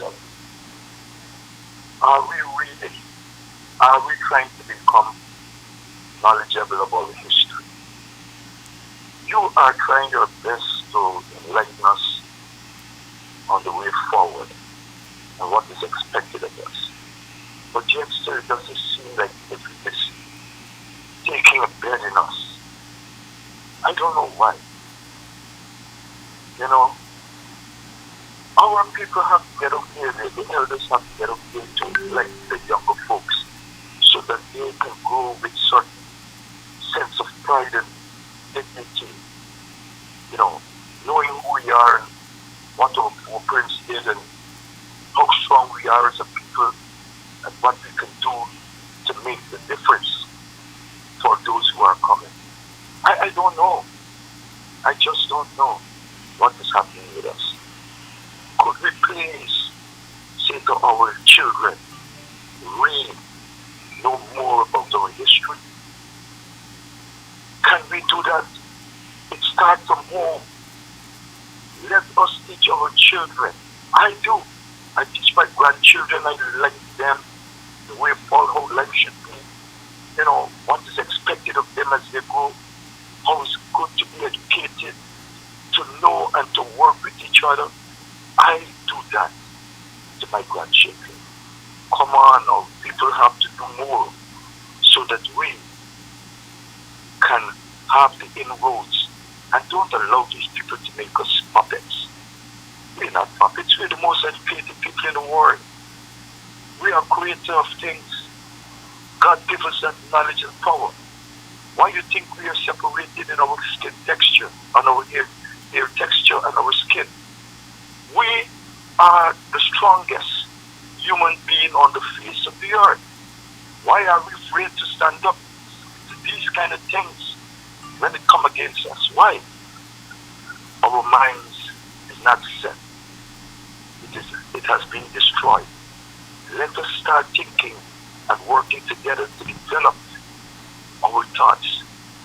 Let us work so that we can be a stronger people in our mind and bodies. Kadaki, whatever you're doing, continue to it, buddy. I take off my hat to you, continue doing it. You and Mr. The other guy is trying to remember his name. You all are doing a wonderful job. And it's most breathtaking, as you said earlier in the program, it's most breathtaking to know how our leaders are operating. Let them get out there and be more forceful in their doings. God bless you, sir. Keep the good work up. Thank you for your call. Yes, sir. I see somebody mention those who get up the perceived wealth. They run out from the communities because they don't want to pay the black tax. What is the black tax? What is the black tax? A lot of people interpret the black tax as meaning giving back. That's how I see it, it's giving back. Because hear me, if your mother, as a single woman, struggle and bring up 10 of y'all, whichever one of y'all make it out of the poverty first, has a responsibility to hold the hands of others and pull them out. That is what we call the black tax. Because I managed to get a good education and I get a good job and I earning good money and I am asked to contribute to the well-being of the family from which I came. How in hell did you get a good education? How did you manage to get out? How did you? And so you ain't paying no black tax, you ain't paying no black tax, you are giving back. There ain't no black tax in my book. It is giving back. Helping those who help you, because I tell you, your siblings have to make sacrifices, you know. Don't think it's your mother alone. Because when she recognized that you got the best opportunity of succeeding at CXC, and she starts changing those who are at primary so that you could get to CXC and be successful, they are making sacrifices too. You got a responsibility of giving back. Call all the line. I know you got patience. My children did not come up in a single parent home. But I used to tell my son was always beside me. Listen, I talk so often about him because I'm proud of who he is. I'm proud of watching my seed, my offspring. I'm proud of watching my children. Right? Let me tell you this. I used to tell him, he used to be beside me operating the internet cafe and everything. And every time he comes in, he said, Daddy, I want this, I want. Once it's justified and I provide it, at some point in time, I remember one person saying to me, I like how he just get his child everything he wants to school, especially. You know. I say it's an investment because he can go for my sister. I always say that in his presence. When I don't prepare him, my nigga look after his sister because I didn't know if I can deb out. I can say to you today that those utterances, many times I get jealous because if I see his sister with a watch, I say, where you get it from? My brother buy it. You brother buy watch, you and me and him know. Where you got a new phone from? My brother buy it. How? The other one break and I tell you. But girl means your father and tell me your phone break. My brother buy it. That is what we have to put in our children. Don't talk about no black tax. We're going to get further discussion on that. Call your life. Thank you for holding. Morning, sir. When I say black tax, it's exactly what I mean, what you were saying. But, you know, it's my term. You understand me? It's my term. It's time for us to give back. You understand? In every form, if it's in your house, if it's in the community, around your family. That is what I mean by that. But topic at hand. Alright? One of the things we got to change mindset. We have to change the mindset. And all of them who come into communities and walk out and, you know, think that they are better than and what's not, they got a thing over here, we just call them. We'll bring them back into reality. When the man stop you and give you the good end treatment, you know what I mean by end, then is when you realize who you are. Because as I was saying, a lot of them think that they have this and have that in them and have all kind of thing in them. And those are the ones that we call, right, in-me Negroes. And in-me Negroes are the ones who many a times don't want to see, you know, ashamed of their color. They're very much ashamed of the color. They got Scottish in them and everything in them, right? But we got to change our mindset, come together, see it as it is. This is the struggles that we're going through. And if one come out from, one can help the next. Right? The next thing, we make it a lot of runs in the international news, Wall Street Journal, Reuters, and all kind of things. Right? How prepared is PNC to receive what might be given to them to take care of? How prepared is them? This is my question this morning. But we could leave that for our next day. How prepared is PNC? And stick to the emancipation thing. All right? Thank you.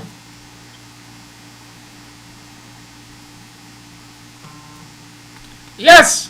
So let's talk about this black tax business. I have seen, not only in my community and in my neighborhood, but even in my family, who vex lose. I have seen, with the help of everybody around them, people make it up. And then they look back upon those who helped them to make it up. And they treat them like scum of the earth. They forget the sacrifices that they made so that they can make it up. Some of them, even their parents, they have treated. What is wrong with us? What is wrong with us? I usually say that socialization is important. It's a big issue. And when we start to socialize our children from the womb, to love,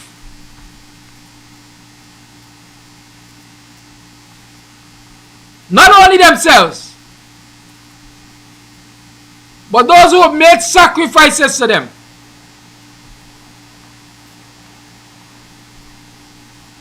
we are going to be better off. Call all the line. We will be better off. I am maintaining that many of us are guilty of not imparting to our children the knowledge, our family members the knowledge that will make them better individuals and better contributors to our community, and therefore improve our lot. I don't know how true it is. I'm not an Indian man, but I've been told, and I'm sure I've seen examples of it. I've worked with at least one Indian brother who, once he got his paycheck, as we say, he took it home to his mother. He did not open the envelope.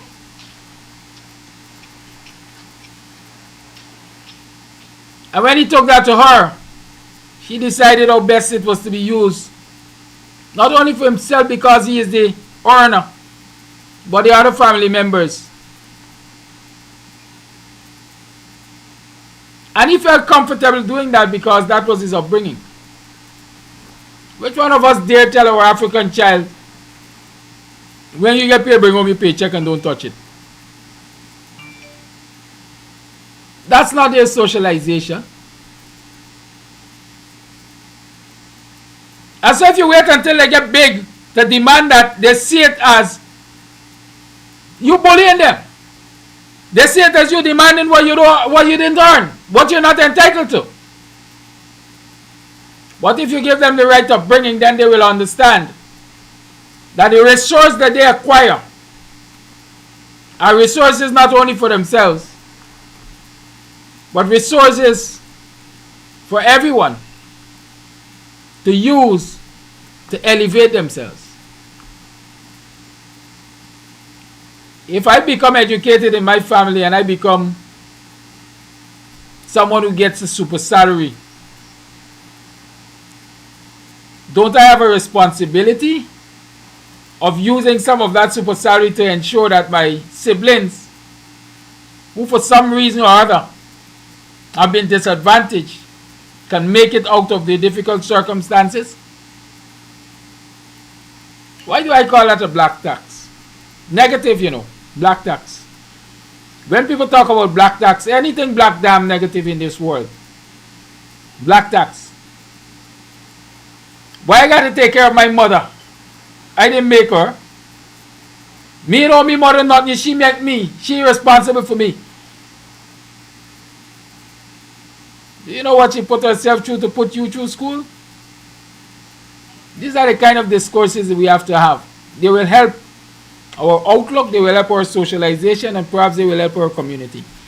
Because the same goes to the leaders. It's the same thing when we talk about these things from the micro level. It's the same things that affects us, same things that affect us on the macro level. A lot of our leaders get out from our communities because we help them up to become leaders. And then what they do? Their trophy is an Indian woman, or a Chinese woman, or a Portuguese woman. That's their trophy. That's their reward for getting up. You don't see a black sister on the side. Their trophy or status symbol is to go to the Palm Courts and the Marriott and the Pegasus and wherever else for a social evening on Fridays. It's not a corner shop where the money used to go and trust for feed them.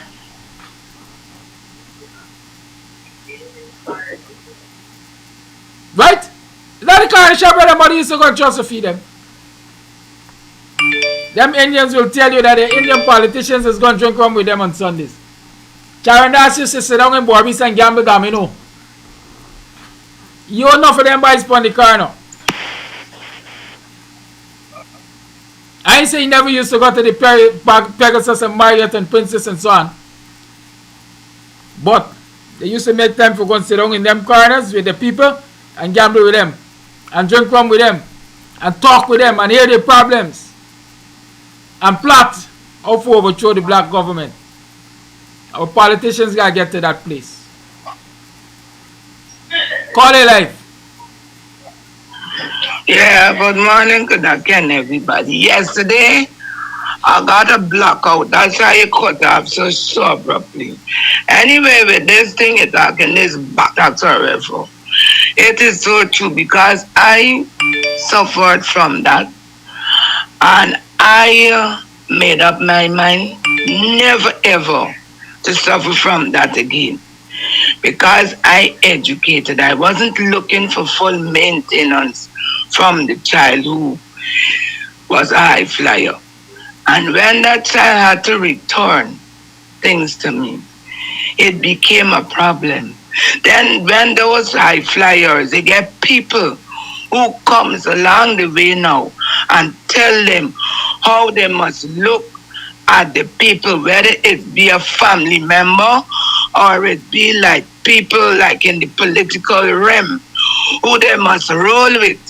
They mustn't bother with those people who were with them at the ground level. And there is a problem that many of them have with Norton, because you would hear the talking that Norton is a product, is a person who loves Bamba Mali. I didn't even know where the people was Bamba Mali until I later got its name. And he said openly on his speeches, there is where he would socialize in the same area.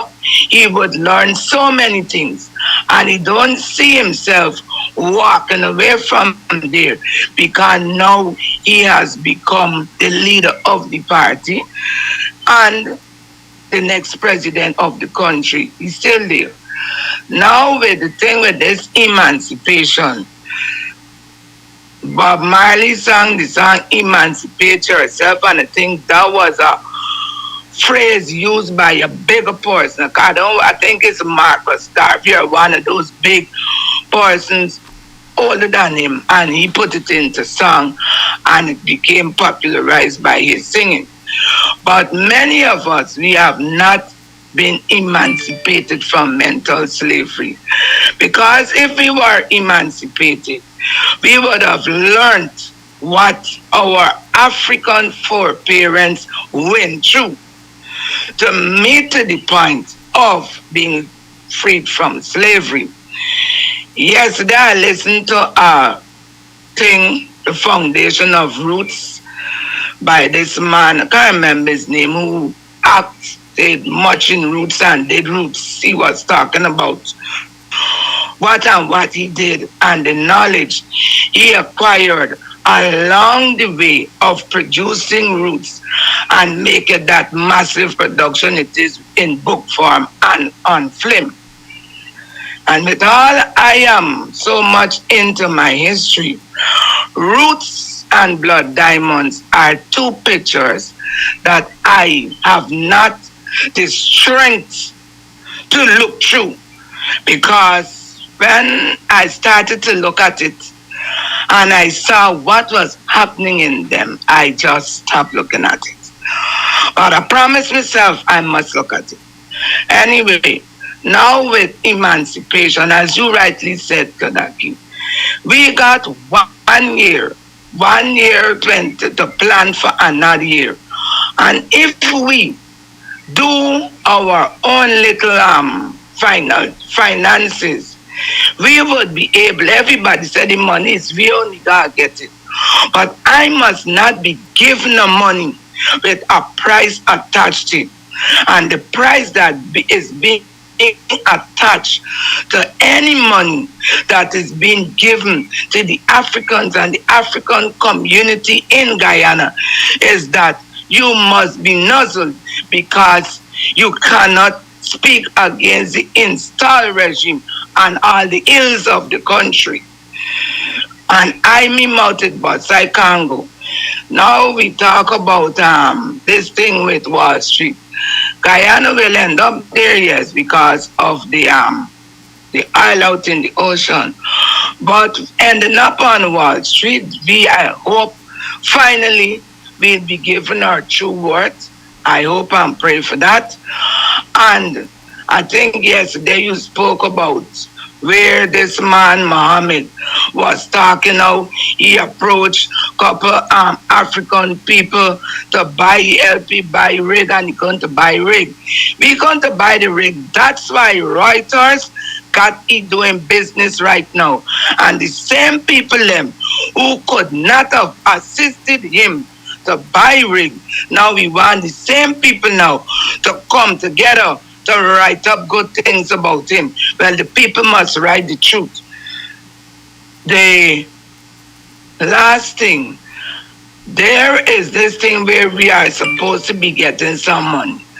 And I think I never get it right. The regime, I think, has gone to the churches, mainly the congregational church, to try to bargain that this money that we were supposed to be paid instead of being slaves, now that they're trying to give us this money, that the money must be used for across the board in Guyana. Oh no, the people who came here without being paid are the Africans. We were slaves, and all other people that came after us were indentured laborers.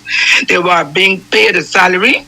They were being offered passages to return back to the motherland, which they did not go back to because they know from whence they came. And they were not going to live good living in Guyana. However bad it was 1,000% better than where they came from. We, the slaves, had we been given the job, because when you read about people like Kunta Kente and many other slaves, we kept running all the time to get to go back to the motherland because we know where we came from. We came from a rich heritage, a rich culture, and we were subjected. And after we realized that there was no way for us to go back to the motherland, after 400 years plus, we had that link from the old parents passed on through the generations that are the first glimpse of freedom. We pooled our resources and we bought plantations and we made them into villages.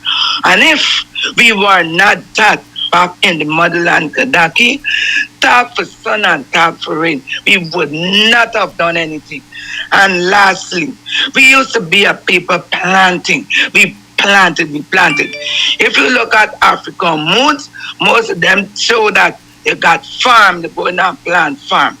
And when we used to plant farm, myself, and along with those same indentured laborers who came to this country, British Guyana, used to flood our farmlands, destroy our livestock, like what they did the other day, digging hole and burying our pigs and killing off all our agricultural produce in the form of livestock. They used to do the same thing to us when we used to plant and farm our animals. And the same thing this regime did so many years after we came out of slavery. And there is where Africans in Guyana must sit down and learn the history. Don't be, me no want to hear about that.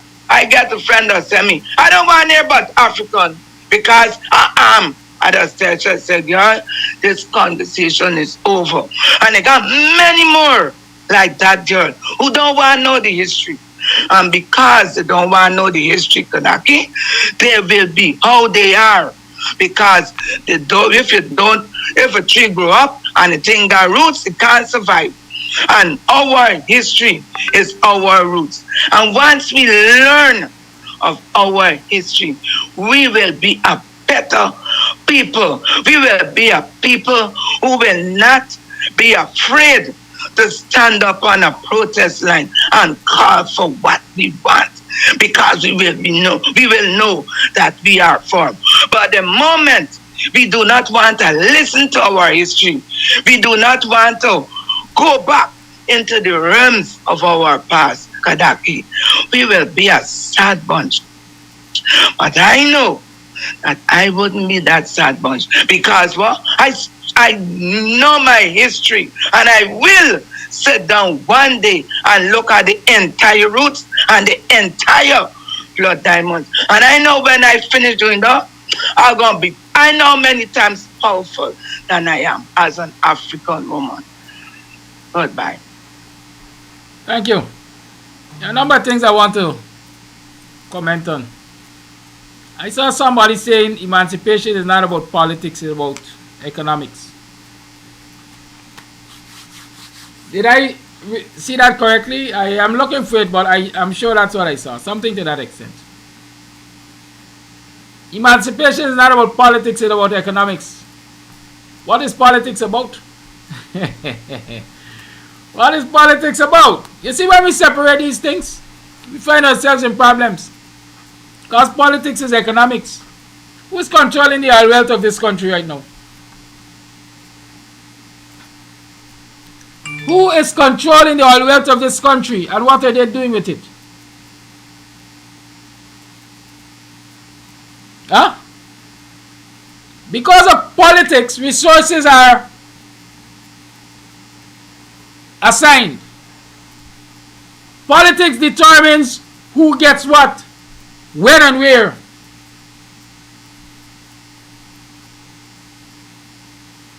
And if you don't have resources, you can't be free. I don't care what 180 plus years there was a declaration of emancipation. Some of us call it Freedom Day. You cannot be free unless you have control of resources. Because when you gotta depend on your neighbor, the Indian man for job, he determines how you will eat and when you will eat.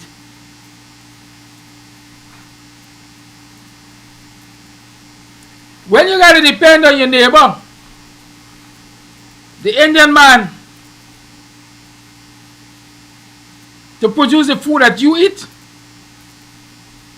because he has the land to produce it on, you can't be free. And there's so many other examples of why you can't be free unless you control resources. And how resource control is determined, for the greater part, by politics. And so when we recognize the importance of politics and the relationship between politics, resource, and freedom, we will treat politics differently. And that is why I asked the question, and I don't think I've heard people answer it. What do you believe the African cultural organizations must do politically to ensure the freedom of African Guyanese? Do you believe that the African cultural organizations are doing enough politically to ensure the freedom of African Guyanese? You see, the same separation here is made. We are a cultural organization, we're not a political party. But the job of liberating African Guyanese cannot only be the job of a political party which claims to represent African Guyanese. You have to have all hands on deck.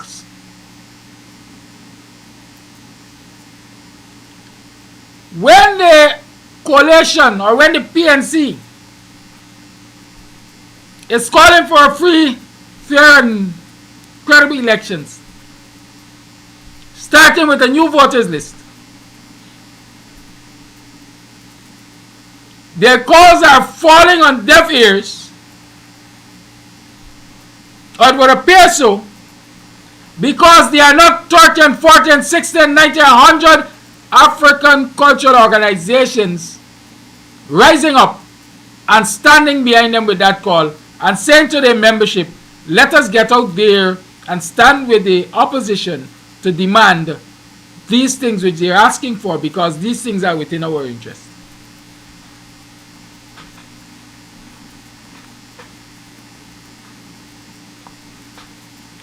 Have you ever seen, I don't want people to say I'm attacking there, I ain't gonna call their names. Have you ever seen the leader of ACDO? The leader of reparations, the leader of the 1823 movement, the leader of Ipariji, the leader of SAGE. Those are some that come readily to mind. The leader of what is that other one name? Pan-African movement. Have you ever seen the leaders and their members on any picket line in front of GCOM demanding free, fair, and credible elections, starting with a clean voters list? Have you ever seen them?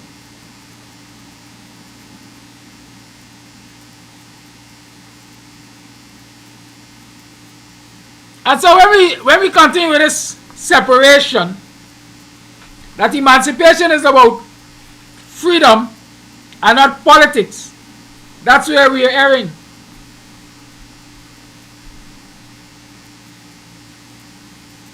Culture is impacted by politics. Economics is impacted by politics. And culture and economics are at the heart of freedom. Because if you can't sustain yourself, you're free. You're dependent on somebody or something. If you can't practice your culture without discrimination, you're free. And politics impacts both of those. So don't tell me about emancipation, about freedom, and not politics. Politics impacts every single aspect of our lives. And until we come to recognize that, we're making sense. I said it on a previous program. The most effective political actions taken in this country had unity.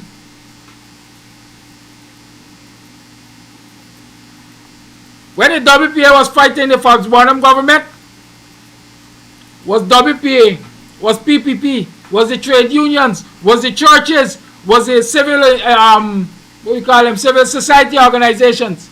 There was unity.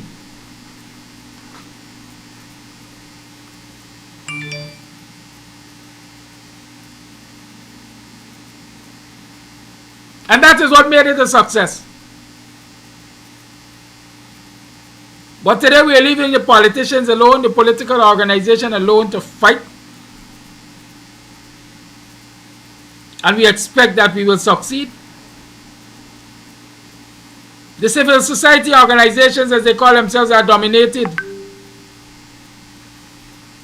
by Indo-Guyanese. They're not likely to join the fight with you, at least not in large numbers.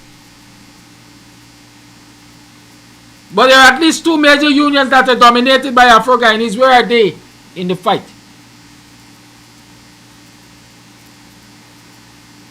I want to believe the biggest religious community in this society are Christians.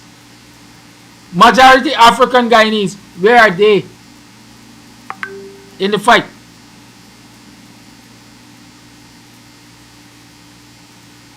Is it that they are not aware of what their roles should be? Is it that nobody is encouraging them to take up their roles? Or is it that we are all comfortable with where we are? I am not comfortable. I saw another comment that I wanted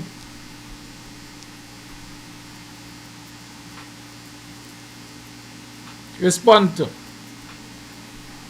What's the name of this person? Pip's Musings. According to Pip's Musings, caller your life. Hello, good morning, good morning. Can you hear me clear? Yes, caller. Good morning to you and all my black brothers and sisters. Happy Tuesday to you guys. First, this is Flash Garden as usual. First, I must thank that brother who talked couples middle there, that the speech is grandchildren. Big thumb up to you, my brother. It is time, yes, that our grandparents must teach us. If we get 5, God will make sure one listen, and the rest will follow. That one will follow. It breaks my heart. I call it here too, that when I see that grandmother couple months or weeks ago when she was skipping and dancing towards the song One Guyana, I said to myself, what she's doing there, she's supposed to go home and teach her grandkids what to expect of. You know, your topics today, it touched my heart. That is the reason why I changed my topic, what I have to say. And I was saying, when I was a little boy growing up, I was what, 7, 8? Well, 8. My mother sent me to one of our big cousins a Friday morning with a note. And I opened that note and read that note. And the note said, my cousin, please lend me so much until Friday. I would like to buy tennis shoes.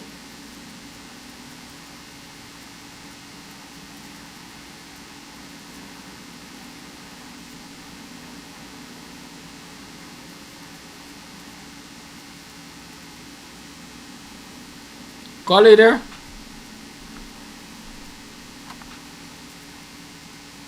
Caller.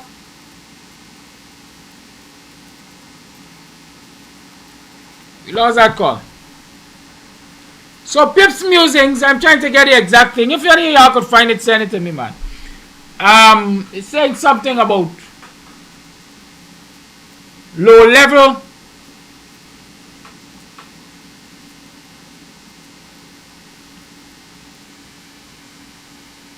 Charity seekers.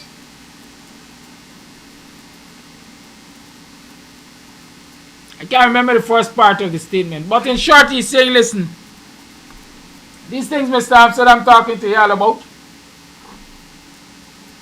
y'all don't listen.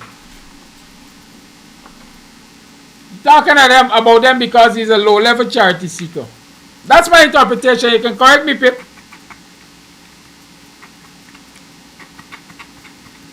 But I will repeat to you. I will repeat to you. And I will say to you. Let them attack that don't bother me. They will never stop me from preaching the message. So if that's your intention, come again. Come again. Because I know me. I ain't low level. And I ain't charity seeking.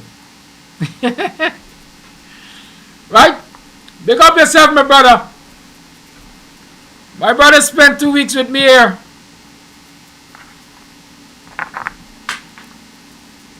And when he was ready to leave, he said, Mr. Amsterdam, if they only see how you just walk. Right? He also said, I can't recall when last I heard you say support the program. Or send your donation. Because when you are teaching, you don't even remember that. And so let me say to Pip, I don't need your charity, whoever you are. And I've been saying from yesterday to the African cultural organizations, you don't need a charity of the government. We argue that it is our money. And we should collect our money when it is offered. In fact, we should demand our money because we are entitled. But I say to those very organizations and I say to my people, put yourselves in a position that you don't have to bend over backwards to access it. Put yourself in a position that their refusal to give it to you will not hinder your work among your people. Put yourself in a position that come here or high water, you will have resources to do what is important for your people and among your people. I ain't charity seeking. I don't support charity seeking. I support partnership. I'll tell you a story. And those who know me, and when I talk my stories, I talk them without fear nor favor. I need to adjust something. Give me a minute, and I'll come back to that story. In the meantime, let Joseph Hill teach you. The days of slave, I work until my skin starts to strip. And to every time I speak for my justice, yes, someone always to name me disagreeable still.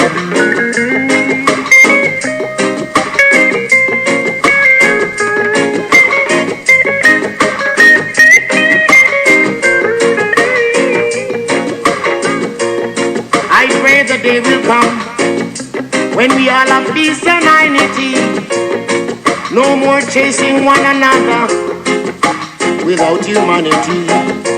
I pray the day will come that we all share what we have and show the people of the love that we have to give. Let them know I'm an humble African.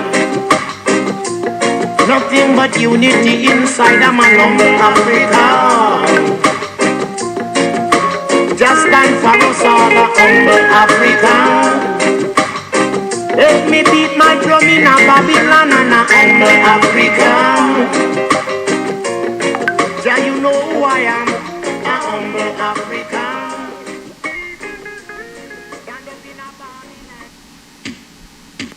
Yes, I said I'll tell you a story. Let me tell you a story.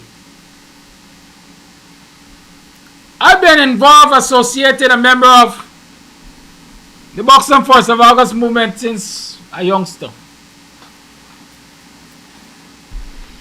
And in the early 2000s, I think, or late 90s definitely, I had stopped partaking in anything that the Boxing Force of August movement held. Call Holy Line. Good morning to you, sir. Call Holy Line, please. And you know why I stopped? Because I had a big problem with them.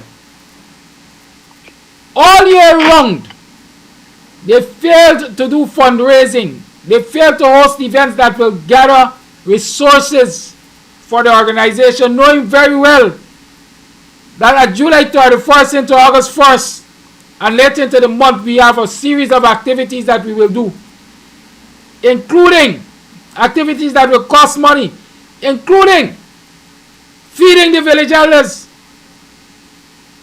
All year round they failed to do it.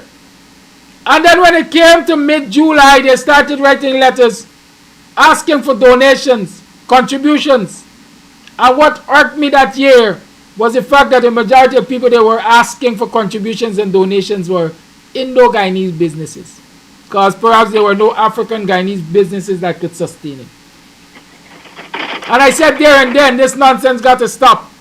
We can't be begging Koli people for feed black people and we talking about freedom.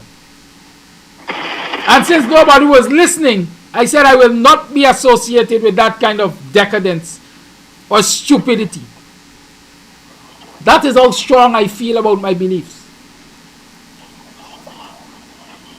That is how I feel about my convictions.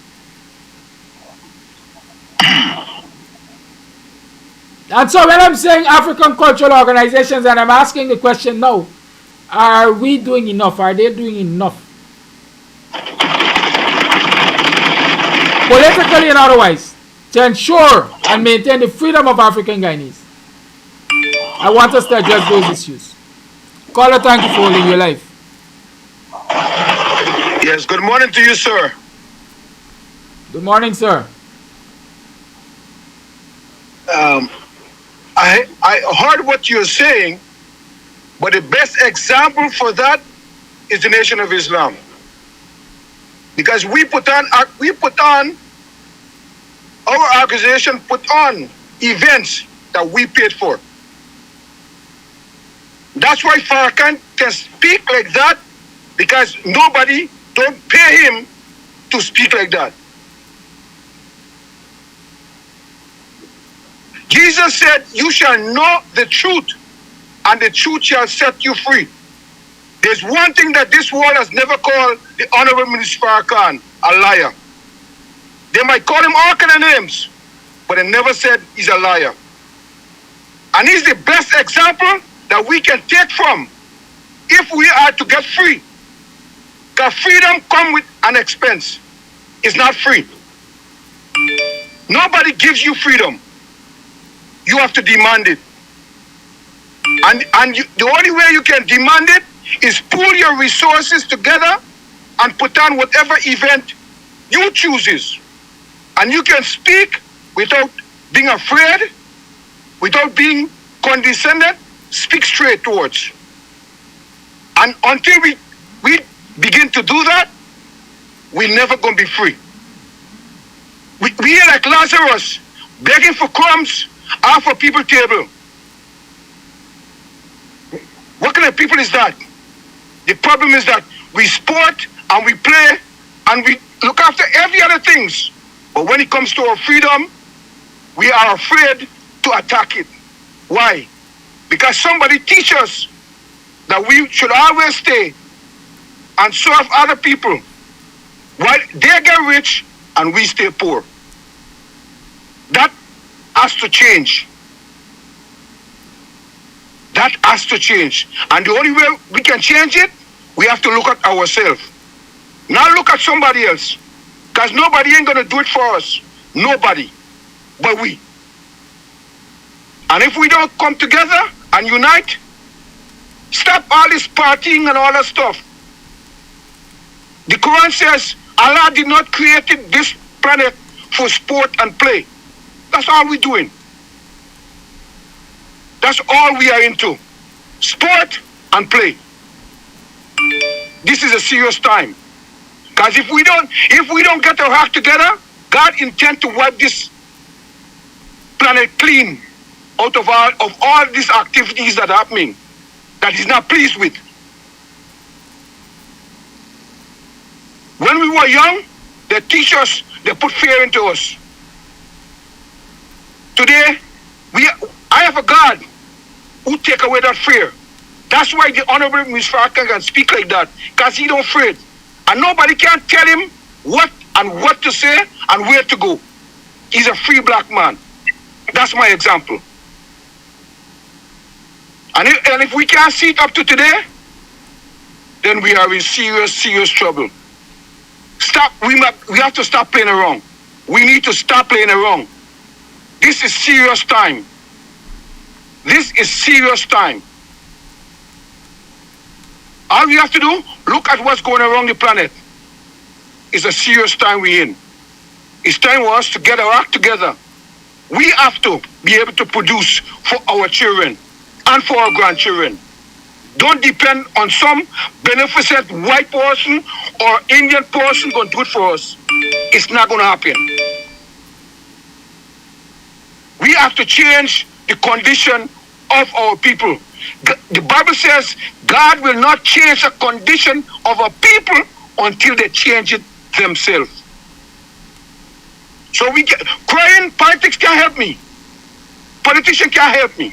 I don't believe in politics. Because Jesus said, you shall know the truth, and the truth will set you free. He ain't talking about no politician. He ain't talking about no politics or any of that stuff. Guyana had one leader, that is LFSB. That he was not a politician, he was a statesman. And we rejected him. And this is why Guyanese, Afro-Guyanese people are suffering today. Because we rejected him. We still have not taken up the position Forbes take up when Forbes was leading Guyana. He is the only African person that led a nation that America and Europe hated him, but they couldn't remove him because he acted with wisdom. What happened to us today? We're begging this body, begging the body. They locked me up in Guyana. They locked me up in Guyana because I was bringing a message. And America phone and tell them to lock me up in Guyana. But that day will come. They'll be sorry for this act that they carried out. Trust me, it's coming. But you all need to get your act together. Stop waiting and begging now. I heard you yesterday talking about people going and beg this Indian store and whatever to put on an event for them. First of all, emancipation, that should be scrapped. I don't want emancipation. I want freedom. Total freedom. Emancipation means free from the hand, but not from the mind. I need to free my mind, as Bob Marley said. Free my mind from emancipation. That's what we need to do. Get the mind free. We need a new teaching. New ideas must come forth. These old ideas have to go. Jesus said, you can't put the new things into the old white skin lest it burst. We still on this old idea, right, of worshiping. This is how they divide us. This one is Christian, Catholic. This one is Presbyterian. This one is Church in Christ and God. This one is this and this one is that. They make the religion, that's an organized religion. It's organized by white people. It's not for us. Islam is my nature in which God created me. That's my nature. I'm not accepting Islam. That's my nature. I'm accepting my own. That's who I am. That's how God created me to be. So whatever you hear about Farrakhan, because I brought Farrakhan there, was shown in Guyana, and they fail to listen because somebody says he's racist, he's this, he's that. But they never call him a liar. Why? Let them go on TV and debate him. Let them do that. He asks over and over, come and debate me. If I'm this or whatever, come and debate me. They never come yet. They never accept the challenge. He said, I will give my life if what I say is false. They never accept the challenge. That's a man I want to follow. That's a man that speaks truth to power. That's a man I want to follow. I want to imitate. Because he's like the Jesus that I read about in the Bible. Who were Jesus' enemies? Was the Jews and the authorities. Who is Farrakhan enemies? The Jews and the authorities. There's no difference. Thank you, my brother. Thank you, caller.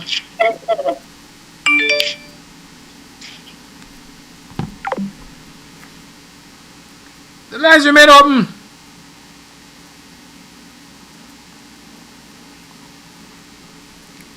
I gotta wear mashing toes, and I don't beg pardon.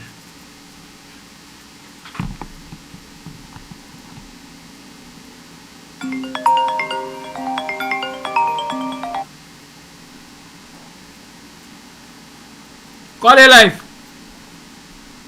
Good morning, brother. Good morning to all your listeners. Good morning to all your supporters. Good morning. Morning, neighbor. To all your listeners. Good morning to all your supporters. Yeah. I'm calling this morning to make a few points on topics that you have raised this morning. First of all, the question of the African organization, if they are doing enough politically or culturally. In my mind and estimation, no. I will first deal with, there are lots of ancestral villages, a lot of villages that means so much to black people in this country. I will name a few that I know of in Bobby. Let me deal with Bobby, because I'm not too aware of those in Demerara. You have number 53. It's a village where only 5 years ago, a woman who actually lived on a plantation, who actually lived and worked on a plantation with her parents, was living at number 53. And I cannot recall ever that any African organization has ever come to number 53, or frequent 53, to get the rich legacy and the heritage of that village and to find out about the history of that woman when she was alive and after death. There are family members who know about her. They don't come. What they do is at emancipation time they come and they give out whatever funding. If they do come, that is because most of the time the people from 53 who's representing the organization has to go to Georgetown to collect the money. And most of the time, the money surrounds controversy. And as you rightfully said earlier, it's breaking up the community and the society. It's breaking it up culturally and politically. That's one. You have places like Stanford, that is East Kanji. It's called East Kanji. Stanford has a rich legacy of Africanism and slavery. I've never thought about an organization going in there to do anything. Now, this organization, as far as I'm concerned, Kadafi, should not be depending, as you rightfully said, on government handouts or, let me use the word handout, that would be wrong. Let me use what is due to them. They should not be depending on what the government, right, has to give them. They should all year long be mobilizing and keeping cultural activities in the different villages in the country and encourage them to generate funding. So in case that the government does not give them what is due to them, they will have a city where they can go to keep these emancipation celebrations when it is due and when it comes around. That is one. The next one I'd like to deal with is the claim of racism against black people. And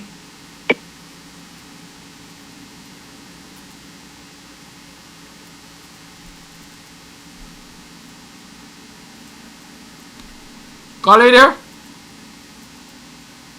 Every other race besides the black man has a problem with the black man talking about race or what affects his race. This is a ploy that all other races other than black people are using. They're even garnering support from black people to speak against themselves. I don't think black people should fall into this trap. It's a political trap. It's a ploy that they're using to silence us. We must speak about things that affect us. We ought to speak about things that affect us. Racism has been destroying the fabric of society. It's been destroying black people and black organizations across the world. And I don't know why our politicians are scared to address the issue of racism. I don't know why they are afraid to address it. Those, and I'm speaking primarily of those in Guyana. All politicians in Guyana are scared to address the issue of race. And the issue of race must be confronted frontally, candidly. It must be addressed. Or we will get nowhere. We will remain at the bottom of the social ladder. We will remain at the bottom of the political ladder. And we will remain at the bottom of the cultural ladder. Where we cannot teach our children, or our children cannot move forward with a history. The next thing, parents are scared to talk about Africanism. Parents are scared to address the issue of Africa or their ancestors. I think we need to speak to it and start openly discussing and reading to our youth and let them understand where we come from, where we are, where we need to be, and where we need to be going. This is my contribution this morning, my brothers. Thank you for listening to me, and thank you to your listeners also. Thank you for calling. Good morning, Mr. Amsterdam and viewers. Brother Bob said we must emancipate ourselves, and I believe in that. But how many of us are willing to? Anyway, I want to say something. When we have our plans, we have to go back to our bottom house meeting, keeping meetings under the trees and whatever, because when we get on social media, we get on here and we talk about our plans, these people act on it, right? So, certain things, yes, we will come out in public and talk, but we have to do as our ancestors did, just bottom house meeting, make plans, let us strategize how to do things, be moving forward. Don't say it one thing, because many listening and they act on whatever we have to say. So that's all I have to say this morning. Back to our on the tree and bottom house. Thank you for that, cause social media could be our new bottom house. It's no secret. We're planning a nuclear war.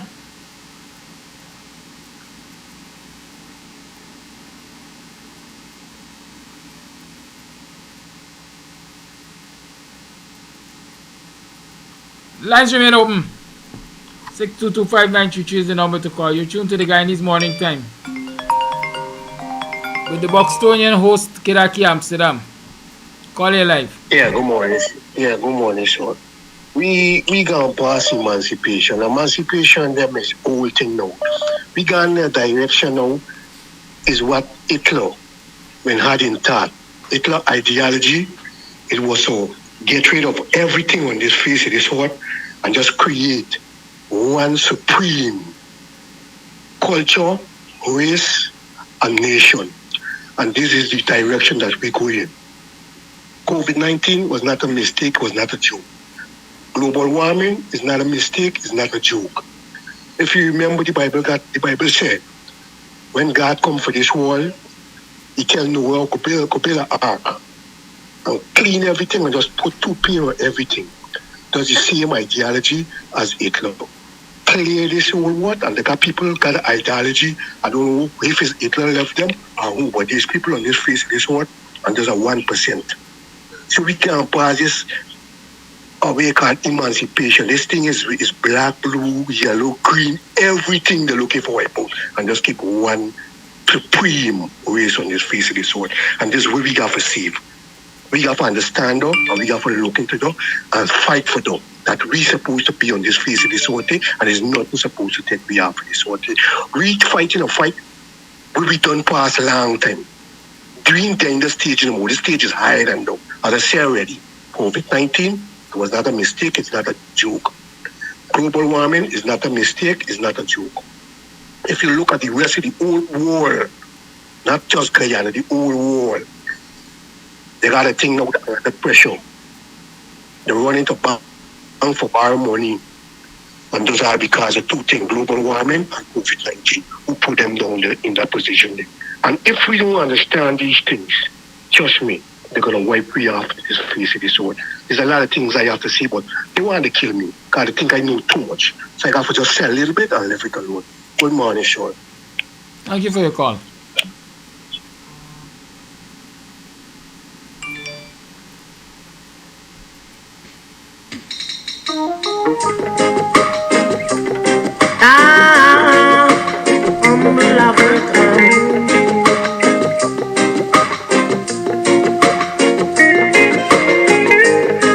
I'm on this land, I trouble no one.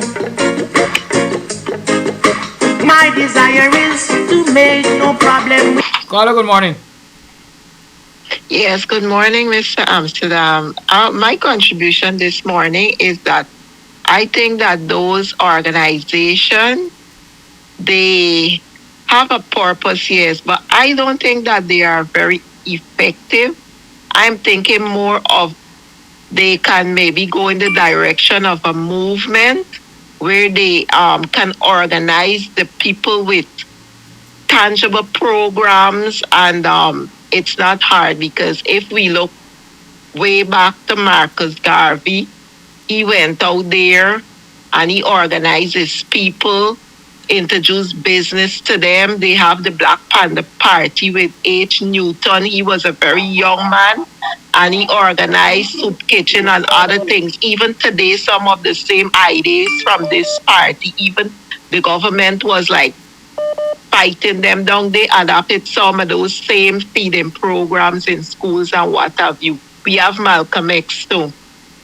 And Farrakhan, the Islamic organization, they believe in business and organizing their people. If we don't get strong on our dollar, we're going to always be in bondage, depending on this person, depending on that person. And I'm thinking that, you know, for the actor that would do this thing every year in the national park, why not identify a village every year, for example, Buxton, and for that day you move to Buxton, the people can prepare stuff, you know, you bring in the little funds to them, prepare different things, and they you know, they have like the little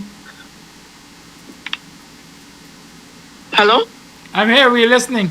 Yeah, they have like the little glass case in front of the place and they sell this stuff, all the little businesses and so, and you, for that year, you give whatever to Buxton along with whatever. The next year, you move on to another village. I mean, in that way, you're identifying villages and you're opening it to people and, you know, you're teaching people and everything. So, I mean, that's my little idea, and I think that they should just move away from this 1st of August thing.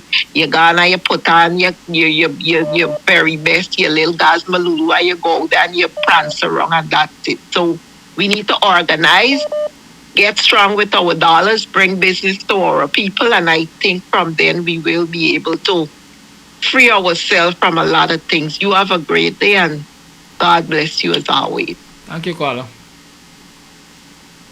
Caller live, good morning. Caller, you're live, good morning. A blessed good morning, Mr. Kadaki, once again in the Guyanese nation. And to all those who are listening, and my brothers and sisters, totally in general, who are living for righteousness. And the wicked-minded people, they are not my brothers and sisters. They are human beings like ourselves. So I'm speaking about those who are sincerely committed to what is righteousness. Those I'm calling my brothers and my sisters, regardless of what race you are. But I'm speaking directly to those who are sincerely committed to the righteousness of God's will and way. Mr. Kadaki, we got to understand this thing that the people are crying out and what we all are shouting out, what we call emancipation. It's amazing. It's a blessing from God. Emancipation, people, let me make it a little more clear for everybody, because like some people didn't really get the clear message. What is the definition of emancipation? It simply means a freedom. It means it's factual, it's the truth of being set free from things like legal, social, and political kind of that control over your life. It's a liberation. It's a freedom of setting one free physically, spiritually, and mentally. And we achieve that is one goal. Kofi and Allen bring that to us, our fourth praise, bring it through for us. Praise God. God bless that journey. We, our duty, who exist in the land of the living now, where we celebrating emancipation, it is our responsibility to maintain that and to explain to all others that they could understand what truly emancipation really means. And we cannot expect a racial government or racial people or people who are wicked and vindictive or evil-minded is going to allow you to have that freedom. And that's why the emancipation concentrates basically upon renewal of one mind, so that you can have an heart that is grounded in conscious and awareness, regardless of who's around you. By the fruit you will know them. Not because somebody talking with you and gaffing with you. I am not saying you don't talk and gaff with them, but when you begin to see the fruit that they are producing, you know which tree they're coming from. Because many people are out there to try to trap that exact thing that we receive, the emancipation. And that's the reason why they're trying to confuse and frustrate the mind of people. Because if your mind is under control, for the way a man thinks it, so shall he also be. And if your mind gets controlled by these evil, demon-minded people, regardless who they are using, if they try to use a brother, a sister, a community member, a leader, no matter who they are trying to use, the important thing is for you to become aware and conscious of what is taking place around you. Because when you're aware and conscious, it means that they will be targeting you.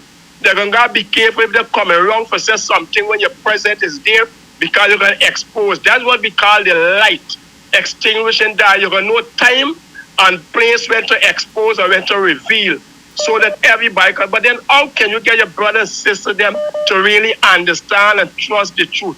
You got to reach the knowledge of understanding. Because remember, these wicked, evil-minded people are trying to trap them. We know African, they are not dependent on no handout, no way. It's not about no handout. And the money that the government is giving to the company, to the actor and these people, they are not handouts. They are in the agreement of the emancipation freedom. The Indian, them, when it's time for them celebrate their Indian holidays, they get a handout in that form. Which belongs, they are entitled. We are all citizens of this nation, and we are entitled to that. So not depending and relying upon. However, Mr. Kadaki, God bless you. What you're saying, yes, we generate our own income. That is wise, because when you generate your own income, you are independent. And so people can make decisions. But when we are entitled, we stand up and demand what we are entitled to and ensure it come true. And that is where, again, the African race have got to embrace each other, not because you're racial if you're embracing but act the same, or what the African brothers say, like Mr. Kadaki and this thing. Mr. Kadaki is bold to say, well, where are the African leaders? Why are they not coming up and stand up and protest when it's against this? He is totally right. We stand up for what is righteousness. You don't care if the government will marginalize you and you want to get your money next year. It's not about money. It's about our soul. Value more than money. It's about our poor parents. It's about what they have all fought for and what we got to maintain to pass down to our descendants. Or we in the gap will become failure to our children. That's where you find the young generation running away, because they're not getting the understanding. Instead of the people that pass down that, they're using some of our own people to pass down bubbling and party and wind up and crutch up. We're not saying don't have those things, but in those same things, you can sit down and have your dialogue of consciousness and awareness and know when, where, time. Anytime you're spending power, become more about your earning power. It will melt you down to what? To papa. You're gonna end up by the thief, beg or borrow, become dependent. So you got to watch at your spending power. My father should teach me. I'm not living in Buxton, but my father born and his mother and all them is Buxtonian. And they come to town, they made us. We're living in town. But what I'm saying, he teaches us, he embedded in us, that you don't let your ambition be more than your position. You got to make sure that you know what you do. Don't hang your hat where your hand can't reach. You've got to have vision. If you don't have understanding, you will never get vision. Many people can read because they can pronounce words, but they don't have understanding. And this is where we need to enlighten our nation about the freedom that we, the African, have now. We cannot take it for granted and allow a political party or those about to keep us in captivity and say we handing out depending upon handout. Handout or no handout, we are going to be, because we have the ability. We come from Fort Pierce foundation that can defeat any situation, because you know why? They embrace God. They walk with the righteousness of God. The African race love always, regardless of what they're doing to them. That is what God is. And we got to be careful that you don't allow them to trample you and crush your descendants. That is what is going on in Guyana. And so my brother and sister, please become conscious again. And I'm calling upon all the African organizations, come together and stand up for what is righteousness at all times, regardless of handout from the government or not handout from, and the churches where they're trying to trap right now. I am calling upon the pastor, deacons, and elders. Your duty to stand up in the righteousness of God. Not because the minister or the government want to control you, you're going to give you a handout, and because the handout, you're going to sell out souls. Your duty is to protect souls. So let us stand up in the mighty name of our Father. Have a blessed day, Guyana. We will get there regardless of what, if we continue the righteousness of God. Have a blessing, Mr. Kadaki. God bless you once again. You're a blessing to this nation. Continue. And again, I'm saying to them, emancipation simply means freedom. It simply spells liberation. It spells what we got to maintain it. That is what it maintain it and share with our descendants, that they now can maintain and pass it down to their descendants. Have a blessed day, Guyana. Happy emancipation in advance. Thank you for your call. So it's 3 minutes past the program time. It's time for me to take a wrap. Let me see if there's any other voice note I can get played. You tune to the Guyanese Morning Time, and your host is the Buxtonian, Kidaki Amsterdam. I hope these discourses are going to open further discourses. I hope you're going to have them around the table in our homes and in our communities with the community leaders.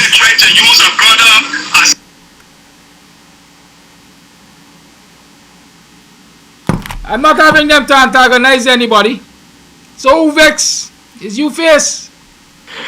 Morning, Kadaki viewers and listeners. Kadaki, a question. Something has been daunting on me. I don't know if you recognize it, but I don't know if you could comment on it. Why is it when the president have to be giving out funds, or I wouldn't even say give out, bribing people, especially the Afro-Guyanese, sorry. Why when they're bribing these Afro-Guyanese, it have to be publicized, you have to go and do photo shoot and all this kind of manner of thing. And when the Indo-Guyanese getting bribe or getting their money, you don't see anything. It don't be in public. Because, was it because they don't want to know, or don't want the country to know how much money he giving to these people? I find this disgusting. I find it to be fraudulent too. These people need to go, man. It's time, come 2025, they need to go. This is unacceptable. Where's the transparency? Where's the accountability? I don't know if you could comment on that for me, please. Thank you. I love to comment on things like that, man. I was built for that. Yes, I will comment on that. Why every time they have to give money to African Guyanese organizations, they have a big gathering to take photographs? Because African Guyanese leaders turn up for the gathering. Don't you think that is a simple problem? That problem is easily solved. I'll tell you how it's solved. They announced that they are going to be giving up money to African Guyanese organizations at this big gathering. Very well. You don't have to turn up there for your money. Wait after the gathering, go quietly to the secretariat and go for your money. How about that? In short, until African Guyanese leaders start being firm in their decision making and boycott these things, they will continue to happen. They will continue to happen. A major reason why the government does it is for PR, public relations. A picture tells 1,000 words. The more black people I can get in one place to hug up the president and collect checks and smile up, the more I can convince the world that I'm not an apartheid government. The more I will convince the world that I'm not discriminating against black people and black organizations, because the photos and videos are there to show. Look at how many smiling African Guyanese leaders we got collecting pittances and checks, aiding them in celebrating their culture. We're not a Hindu-dominated society. We're not a Hindu-dominated government. We are given freedom of practice. Here are the images.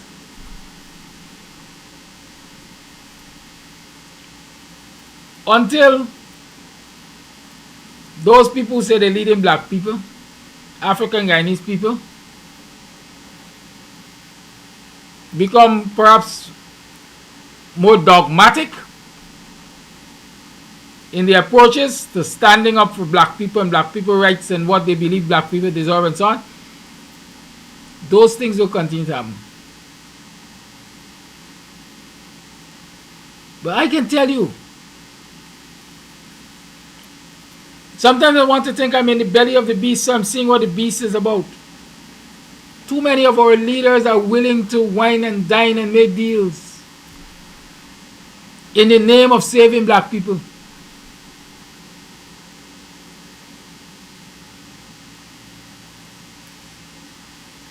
But again, I ask, where are the people to hold them accountable?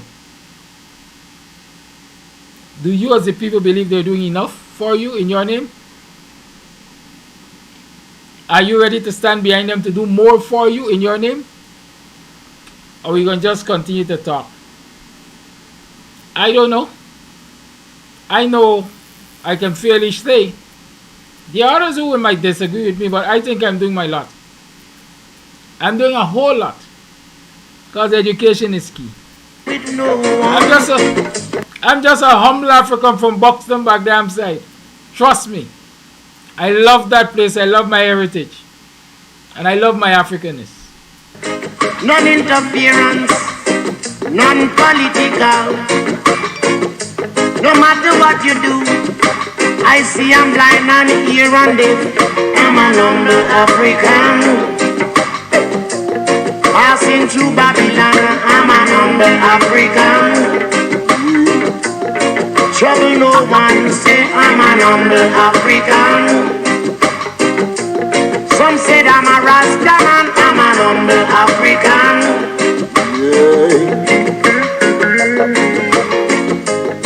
These little hands and simple fingers that I have, they were not made to pinch nor tear, you hear, but to move in deeds of kindness, you see, and to fall in thoughts of prayer to help my brother pray for the betterment of his life, yeah. Oh yeah. It's better to have a friend than to need one.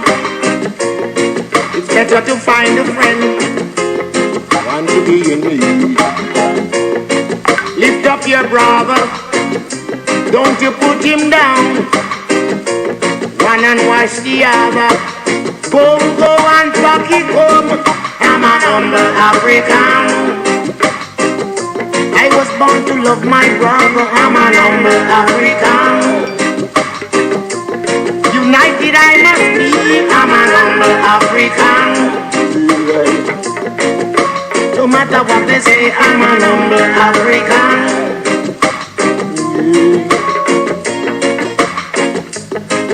My forefather came here from the days of slavery. I work until my skin starts to strip,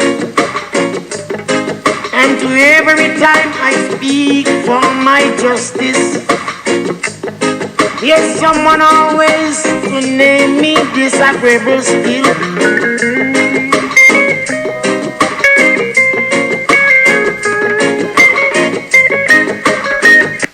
Good morning, Mr. Kadaki and viewers. My problem is black people, especially black women, they're too lazy. They just sit back, throw back. Yesterday I was in town. A young woman, black woman, well dressed, sit down, begging for a raise. Now let me tell you something. We could get up, we can do better, because years ago Pastor Smith say a word that women sit down on gold mine and they don't even know, but we are too lazy. And next thing, as the Hindu people them got the function, these black women and men put on the black, the coolie people apparel. Tell them, and you go and check, see if, like always emancipation, see how many Indians go wear the African clothes and tie up their head at all. We ain't getting it. We ain't getting it at all. We need to get it, because they know what they're doing. That's why I'm telling you, it's spiritual warfare in high place. That's all I got to say later.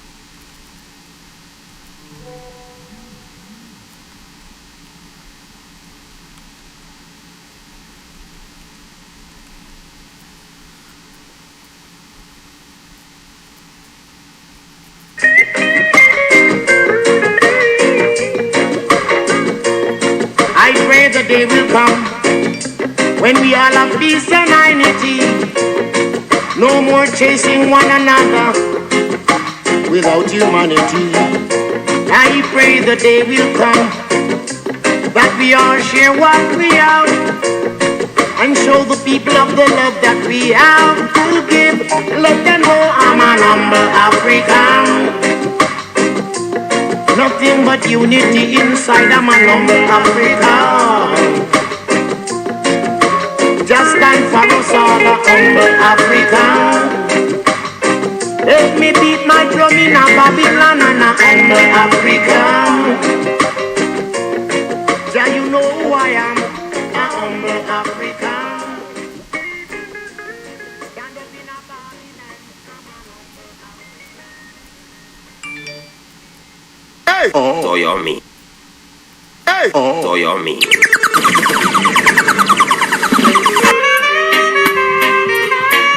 Look to the east for the coming of a black king.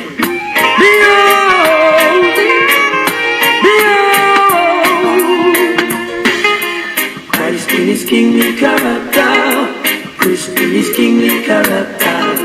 Christ in his kingly character. Christ in his kingly character. One low brother man say Rasta. Who goes? It must be Jaja. Thank goodness I don't have to wonder. I know he is forever. Christ in his kingly character. Christ in his kingly character. Christ in his kingly character. Christ in his kingly character. His foundation is in the holy mountains. Glorious things are spoken of thee, O city of the Almighty. He's the living legend of this Iowa, conquering lion of the tribe of Judah. Christ in his kingly character. Christ in his kingly character. Christ in his kingly character. Christ in his kingly character. Many know the truth and hide it. Many feel the vibes and try to avoid it. But the truth must be revealed. I know my God is real. See you tomorrow morning for another program. Join the clients tonight. Join the clients tonight for Politics 101. See you tomorrow for another program of Guyanese Morning Time. And Paul Stowe is going to be on tomorrow. Tomorrow is Wednesday, right? Paul Stowe is going to be on with his programming also. Good. Y'all have a good day.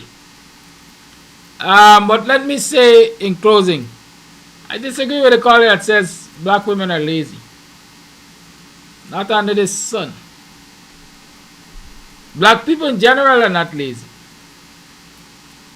Right? The circumstances may cause them to behave in a certain way. But they're not lazy.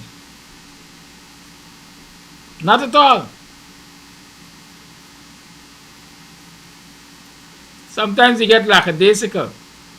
Sometimes we get beaten down and we seem to want to give up. But lazy? We ain't got any with DNA, man. Who you think move all the mud for create this plantation? Hey, among other things. Y'all have a good day. Talk to y'all tomorrow morning. And the question still is, what do you think must be done by African cultural organizations and political leaders to save the freedom of the black man in this country? Bye-bye. I'm gone. I'm going to do other work. I can't depend on charity to survive.